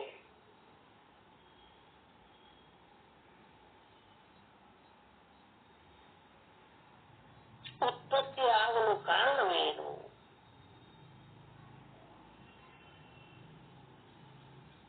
ಅನ್ನಮಯ ಕೋಶ ಇದೆ, ದೇಹ ಅನ್ನಮಯ ಕೋಶ, ದೇಹ ಉತ್ಪತ್ತಿಯಾಗುವುದಕ್ಕೆ ಕಾರಣ ಯಾವ ರೀತಿ ಉತ್ಪತ್ತಿ ಆಯಿತು, ಯಾಕೆ ನಾನಲ್ಲ ಅನ್ನುವಂಥ ವಿಚಾರವನ್ನು ಮುಂದೆ ಗುರುಗಳು ನಮಗೆ ತಿಳಿಸ್ತಾರೆ. ನಮ್ಮ ಮಠದಲ್ಲಿ ಬಂದಿರ್ತಕ್ಕಂಥದ್ದನ್ನು 2 ನಿಮಿಷದಲ್ಲಿ ತನ್ನ ಅನುಭವವನ್ನು ನಾ ತಿಳ್ಕೊಂಡಿರ್ತಕ್ಕಂಥದ್ದನ್ನು ತಮ್ಮೆಲ್ಲರ ಕಾರ್ಯಕ್ಕೆ ಅರ್ಪಣೆ ಮಾಡ್ತೀನಿ.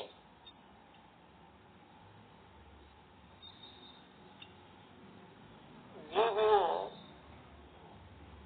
ಜನ್ಮ ಜನ್ಮಾಂತರದಲ್ಲಿ ಮಾಡಿರ್ತಕ್ಕಂಥ ಪುಣ್ಯ ಪಾಪಗಳ ಸಮೂಹವನ್ನು ಕಟ್ಟಿಕೊಂಡು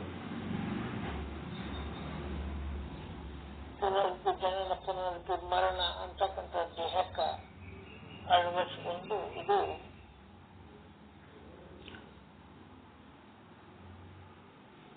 ತಂದೆ ತಾಯಿಗಳು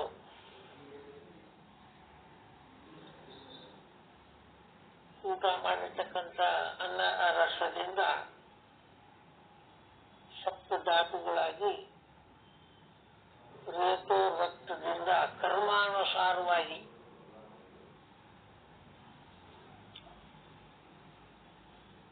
ದೇಹ ರಚನೆ ಆಗಿ ಗರ್ಭದಲ್ಲಿ ಉಳಿದು ರಚನೆ ಆಗಿ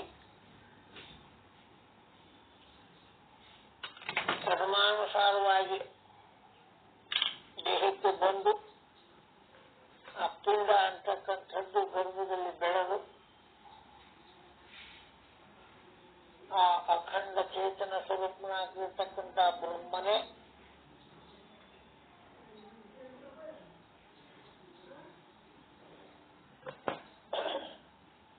ಅಹಂ ಸ್ವರೂಪನಾಗಿರ್ತಕ್ಕಂಥವನು ರೇತೋ ಮತ್ತು ರಕ್ತದಲ್ಲಿ ಇದ್ದುಕೊಂಡು ಅಹಂನಾಗಿದ್ದು ಇದು ಪ್ರಪಂಚವನ್ನೇ ವ್ಯಾಪಿಸಿದ್ದಾದರೂ ಗರ್ಭದಲ್ಲಿ ರೇತೋ ರಕ್ತದಲ್ಲಿ ಬಂದು ಪಿಂಡ ಉತ್ಪತ್ತಿಯಾಗಿ ಅದು ಪರಿವರ್ತನೆ ಹಂತ ಅವಯವಗಳು ತಯಾರಾದ ಮೇಲೆ ಅಲ್ಲೇ ಇರ್ತಕ್ಕಂಥ ಆತ್ಮ ಅಲ್ಲೇ ಪ್ರಕಟ ಆಗಿ 9 ತಿಂಗಳ ಗರ್ಭದಲ್ಲಿದ್ದು ತಾಯಿ ಗರ್ಭದಿಂದ ಬೇರ್ಪಟ್ಟು ಈ ಶರೀರ ಅಂತಕ್ಕಂಥದ್ದು ಅನ್ನಮಯ ಕೋಶ.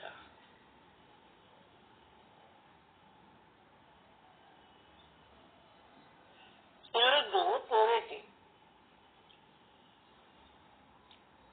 ಇಳಿದು ತೋರಿದ್ದು ನಾನು ಹೆಂಗ್ ಹಾಕ್ತೀನಿ ಅದು ಅನ್ನುವಂಥ ವಿಚಾರ ಮಾಡಬೇಕಾಗೈತಿ. ಇಲ್ಲ ಅದು ಮೊದಲ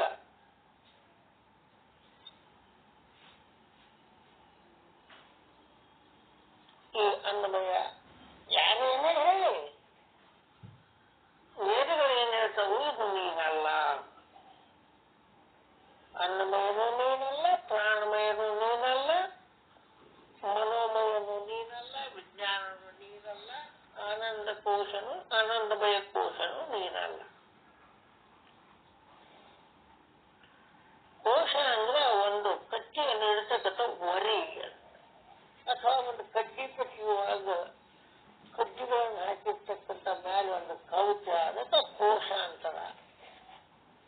ಕೋಶ ಕೋಶ ಅನ್ನದಿಂದ ಪ್ರಾಣ.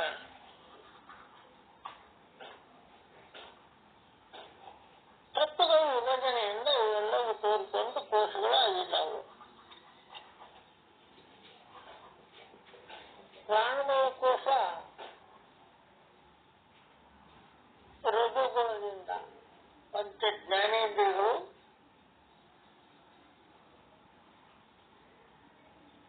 ಪ್ರಾಣ ಸೇರಿ ಪ್ರಾಣಮಯ ಕೋಶ ಆಗಿದೆ. ಅಂದ್ರೆ ಪಂಚೀಕೃತವಾದ ಪಂಚಭೂತಗಳಿಂದ ತಯಾರಾಗಿರ್ತಕ್ಕಂಥ ಅಂತಃಕರಣದಲ್ಲಿ 25 ತತ್ವಗಳಿಂದ ಅಲ್ಲ, ನನ್ನ ಗುರುವು ಹೇಳಿದಂಗ ಸೂಕ್ಷ್ಮ ಶರೀರ 17 ತತ್ವದಿಂದ ಉತ್ಪತ್ತಿಯಾಗಿರ್ತಕ್ಕಂಥ ಅಂತಃಕರಣಗಳು. ಈ ಪಂಚ ಜ್ಞಾನೇಂದ್ರಿಯಗಳು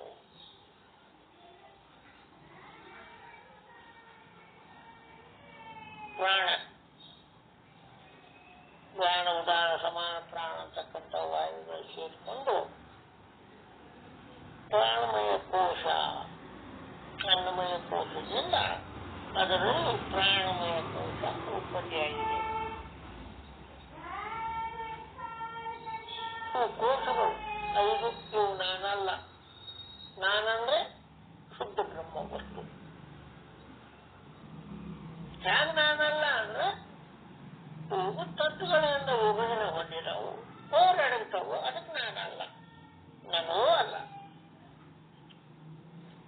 ಅದರಂತೆ ಮನೋಮಯ ಕೋಶ, ಪಂಚ ಜ್ಞಾನೇಂದ್ರಿಯಗಳು ಮನಸ್ಸು ಸೇರಿ ಮನೋಮಯ ಕೋಶ ಆಗಿದೆ.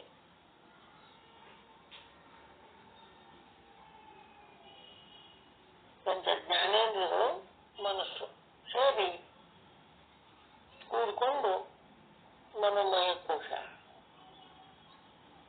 ಮನೋಮಯ ಕೋಶ ಅಂತಃಕರಣದಲ್ಲಿ ಸಂಕಲ್ಪ ವಿಕಲ್ಪ ಆದುದರಿಂದ ಅದು ಮನಸ್ಸು ಅಂತಾಗಿದೆ. ಮನಸ್ಸು ಮತ್ತು ಚಿತ್ತ ಎರಡು ಕೂಡಿಕೊಂಡು ಒಂದು ತತ್ವವನ್ನು ಮಾಡಿದ್ದಾರೆ, ಜ್ಞಾನಿಗಳು ತಿಳಿಸಿದ್ದಾರೆ. ಇದು ಮನೋಮಯ ಕೋಶ. ಯಾಕಂದ್ರೆ ಈ ಅಂತಃಕರಣಗಳಿಗೆ ಅರಿತಕ್ಕಂಥ ಶಕ್ತಿ ಇಲ್ಲ. ಜಡದವು ಅಂದ್ರೆ ತೋರಿ ಅಡುತ್ತಾ ಇದ್ದಾವು, ಅನಿತ್ಯದವು. ಇವುಗಳಿಗೆ ಸ್ವತಂತ್ರ ಇಲ್ಲ. ಆ ಬ್ರಹ್ಮಚೇತನದ ಅಧೀನದಲ್ಲಿ ಇವು ಇರುವುದರಿಂದ ಈ ಮನೋಮಯ ಕೋಶ ನಾನು ಹೆಂಗಾಗ್ತೀನಿ ಅಲ್ಲ ಅಂತ. ಇನ್ನು ವಿಜ್ಞಾನಮಯ ಕೋಶ ಇವು ಅಷ್ಟೇ ಪಂಚ ಜ್ಞಾನೇಂದ್ರಿಯವು ಅಂತಃಕರಣದ ಬುದ್ಧಿಯೊಳಗ ಅಹಂಕಾರ ಸೇರಿ ಬುದ್ಧಿಯು ತತ್ವ ಲೆಕ್ಕ ಹಿಡಿದಿದ್ದಾರೆ. ಈ ಬುದ್ಧಿ ಮತ್ತು ಪಂಚ ಜ್ಞಾನೇಂದ್ರಿಯಗಳು ಸೇರಿ ವಿಜ್ಞಾನಮಯ ಕೋಶ ಅಂತಾಗಿದೆ. ಈ ವಿಜ್ಞಾನಮಯ ಕೋಶ ಅವಿದ್ಯೆಯಿಂದ ಅಹಂಕಾರ ಸೇರಿದಾಗ ಬುದ್ಧಿನೂ ಅಹಂಕೃತ ಆದಾಗ ಅಜ್ಞಾನ ಆಗ್ತೈತಿ. ಜೊತೆಗೆ ಇದು ನಾನು ತತ್ವ ವಿಭಜನೆಯಿಂದ ಆಗಿದ್ದವು. ಆನಂದಮಯ ಕೋಶ ಕ್ಷಣಿಕವಾದ 8 ಆನಂದಗಳು.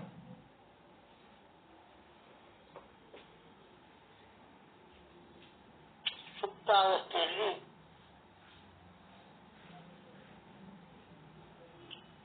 ಅಲ್ಲಿ ಇಂದ್ರಿಯಗಳಾಗಲಿ ಅಂತಃಕರಣಗಳಾಗಲಿ ಏನೂ ಇಲ್ಲ.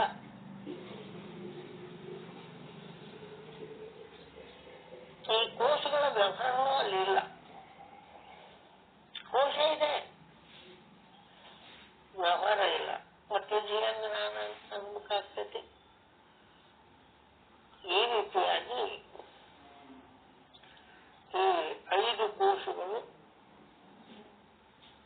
ಅಲ್ಲ ವೇದಗಳು ತಿಳಿಸ್ತಾ ಇದ್ದಾವೆ. ಯಾರ ರೀತಿಯಿಂದ ಮತವಾದಿಗಳು ದೇಹ ನಾನಂತ ವಿಚಾರ ಮಾಡ್ತಾನೆ, ಇಂದ್ರಿಯಗಳ ನಾನಂತ ಒಬ್ಬರು ವಿಚಾರ ಮಾಡ್ತಾನೆ, ಅಂತಃಕರಣಗಳು ನಾನು ವಿಚಾರ ಮಾಡ್ತಾನೆ. ವಿಚಾರ ವಿಮರ್ಶೆ ಮಾಡಿದಾಗ ನಮ್ಮ ವೇದಾಂತ ಅಥವಾ ನಮ್ಮ ಸಿದ್ಧಾಂತ ಏನ್ ಹೇಳ್ತೈತಿ ಅಂದ್ರೆ ನೀನಲ್ಲ, ಇವೆಲ್ಲದಕ್ಕೂ ಸಾಕ್ಷಿಯಾಗಿರ್ತಕ್ಕಂಥ ಶುದ್ಧ ಬ್ರಹ್ಮವೇ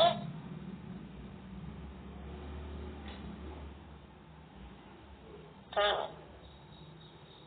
ದೇಹ ನಾನಲ್ಲ, ಇಂದ್ರಿಯಗಳು ನಾನಲ್ಲ, ಎಲ್ಲ ಕೋಶಗಳು ನಾನಲ್ಲ. ಇವುಗಳಿಗೆ ಸಾಕ್ಷಿ ಸ್ವರೂಪವಾಗಿ ಎಲ್ಲವನ್ನು ಅರಿತಕ್ಕಂಥ ಸಾಕ್ಷಿಯಾಗಿ ಎಲ್ಲವನ್ನು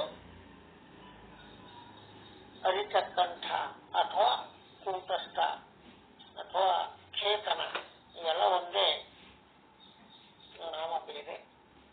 ಅಖಂಡ ಅರಿವು ಸ್ವರೂಪನಾಗಿರ್ತಕ್ಕಂಥ ಶುದ್ಧ ಬ್ರಹ್ಮ ವಸ್ತು ನಾನಿದ್ದೇನೆ ಅನ್ನುವಂಥ ವಿಚಾರವನ್ನ ಈ ಸಿದ್ಧಾಂತ ಶಿಖಾಮಣಿ.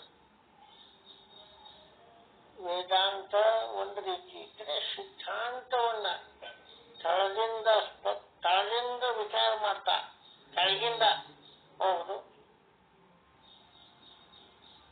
ಎಲ್ಲೂ ಯಾವುದು ಸಂಶಯ ಉಳಿಲ್ಲ ಆದಂತೆ ತಿಳಿಸ್ತಕ್ಕಂಥದ್ದು ಇದು ಸಿದ್ಧಾಂತ ಅನ್ನುವಂಥದ್ದನ್ನ ಗುರುಗಳು ತಿಳಿಸ್ತಾ ಇದ್ದಾರೆ. ಈಗ 6 ಜನ ಅವ್ರು ಏನೇನೋ ವಿಚಾರ ಮಾಡಿದರೆ ಅನಿತ್ಯ ಇರುವುದರಿಂದ ಅಥವಾ ಅದು ಜ್ಞಾನಕ್ಕೆ ವಿರೋಧ ಆಗಿರುವುದರಿಂದ ಅವುಗಳ ಬಗ್ಗೆ ಚರ್ಚೆ ಬೇಡ ಅನ್ನುವಂಥದ್ದನ್ನ ನಮ್ಮ ಸಿದ್ಧಾಂತದಲ್ಲಿ ಬಂದಿರುವುದರಿಂದ ನಾವು ಶುದ್ಧ ಬ್ರಹ್ಮದ ಅರಿವಿನ ವಿಚಾರವನ್ನೇ ತಿಳ್ಕೊಂಡು ಆ ಸದ್ಗುರುಗಳ ವಾಣಿಯ ಮೇಲೆ ನಂಬಿಕೆಯನ್ನಿಟ್ಟು ವೇದ ಹೇಳ್ತಕ್ಕಂಥದ್ರ ಮೇಲೆ ನಾವು ಶ್ರದ್ಧೆ ಇಟ್ಟು ನಮ್ಮ ಅಂತಃಕರಣದಲ್ಲಿ ಕಲುಷಿತವಾಗಿರ್ತಕ್ಕಂಥದ್ದನ್ನ ಶುದ್ಧೀಕರಣ ಮಾಡಿಕೊಂಡು ಗುರುವಾಕ್ಯದ ಮೇಲೆ ಶ್ರದ್ಧೆಯನ್ನಿಟ್ಟು ನಾನು ಅಖಂಡ ಅದಿದೆ ಅನ್ನುವಂಥ ಜ್ಞಾನವನ್ನ ಈ ಜೀವಾತ್ಮನು ತಿಳ್ಕೊಳ್ಬೇಕಾಗಿದೆ. ಅವೆಲ್ಲ ಅದಾವು ಮಾಡ್ತೀವಿ, ಎಷ್ಟನ್ನು ಮಾಡ್ತಿರ್ತಾರೆ ಗುರುಗಳು. ಆ ಗುರುವಿನ ವಾಕ್ಯದ ಮೇಲೆ, ವೇದದ ವಾಕ್ಯದ ಮೇಲೆ ನಂಬಿಕೆಯನ್ನಿಟ್ಟು ಜೀವ ಅಂದ್ರೇನು, ಜಗತ್ ಅಂದ್ರೇನು, ಈಶ್ವರ ಅಂದ್ರೇನು, ಬ್ರಹ್ಮ ಅಂದ್ರೇನು ವಿಮರ್ಶೆ ಮಾಡ್ತಾ ತಿಳಿತಾ ಸದಾ ಆನಂದವಾಗಿ ಸದಾ ಬ್ರಹ್ಮ ಸ್ವರೂಪರಾಗಿ ನಾವು ಇದ್ದೇವೆ ಅನ್ನುವಂಥ ನಿಶ್ಚಯವನ್ನ ಗಟ್ಟಿ ಮಾಡ್ಕೊಳ್ಳೋಣ ಅಂತ ಹೇಳ್ತಾ ತಮ್ಮೆಲ್ಲರ ಪಾದಕ್ಕೆ ಸದ್ಗುರು ಶ್ರೋತ್ರಿಯ ಬ್ರಹ್ಮನಿಷ್ಠರಾಗಿರ್ತಕ್ಕಂಥ ಶರಣ ಬಸವೇಶ್ವರ ಸ್ವಾಮಿಗಳವರ ಪಾದದಲ್ಲಿ ತಮ್ಮೆಲ್ಲರ ಪಾದದಲ್ಲಿ ಶರಣಾರ್ಥಿಯನ್ನು ತಿಳಿಸಿ ನನ್ನ ವಿಚಾರದಲ್ಲಿ ನಾನು ತಿಳ್ಕೊಂಡಿರ್ತಕ್ಕಂಥ ವಿಚಾರವನ್ನ ಗುರು ತಿಳಿಸಿದ್ದನ್ನ ಅಥವಾ ನಾ ಹಿಡಿದಿರ್ತಕ್ಕಂಥದ್ದನ್ನ ನನ್ನ ಅಂತಃಕರಣದಲ್ಲಿ ಬಂದಿರ್ತಕ್ಕಂಥದ್ದನ್ನ ತಮ್ಮ ಪಾದಕ್ಕೆ ಅರ್ಪಣೆ ಮಾಡಿದ್ದೇನೆ. ಇದರಲ್ಲಿ ಏನಾದರೂ ಲೋಪದೋಷಗಳಿದ್ದರೆ ತಿಳಿಸಿ ಹೇಳಿದರೆ ಅದನ್ನು ನಾವು ತಿಳ್ಕೊಂಡು ಶುದ್ಧ ಬ್ರಹ್ಮರು ನಾವು ಅನ್ನೋದನ್ನ ಗಟ್ಟಿ ಮಾಡಿಕೊಳ್ಳೋಣ ಅನ್ನುವಂಥ ವಿಚಾರವನ್ನ ತಮ್ಮ ಪಾದಕ್ಕೆ ಅರ್ಪಣೆ ಮಾಡ್ತಾರೆ. ಓಂ ತತ್ಸತ್ ಬ್ರಹ್ಮಣಿಯೇ ನಮಃ. ತುಂಬಾ ಧನ್ಯವಾದಗಳು. ನಮ್ಮ ಕೇಳುವವರಾದ ವಿಚಾರಗಳನ್ನು ತಿಳಿಸಿದಂತೆ ಇನ್ನೊಂದೇ ಗೌರಮ್ಮ ಅವರಿಂದ ಮಂಗಳಾಚಾರ್ಯ.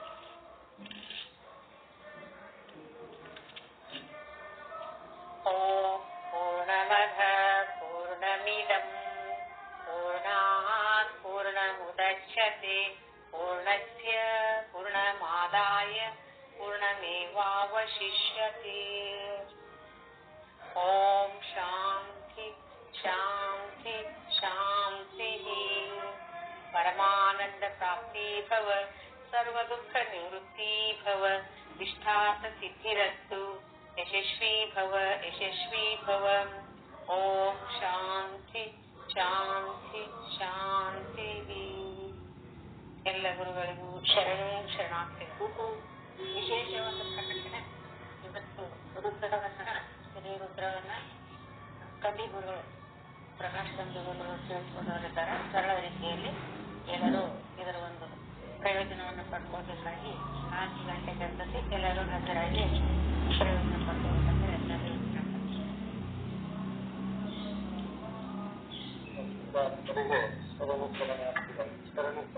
ಆತ್ಮರಿಗೂ ಶರಣ ಶರಣಾರ್ಥಿ. ಎಲ್ಲರಿಗೂ ಶರಣ ಶರಣಾರ್ಥಿ. ಓಂ ನಮಃ ಶಿವಾಯ. ಎಲ್ಲ ಶುದ್ಧ ಬ್ರಹ್ಮರಿಗೂ ಶರಣ ಶರಣಾರ್ಥಿಗಳು. ಎಲ್ಲ ಶುದ್ಧ ಬ್ರಹ್ಮರಿಗೂ ಶರಣ ಶರಣಾರ್ಥಿ. ಎಲ್ಲರಿಗೂ ಶರಣ ಶರಣಾರ್ಥಿ.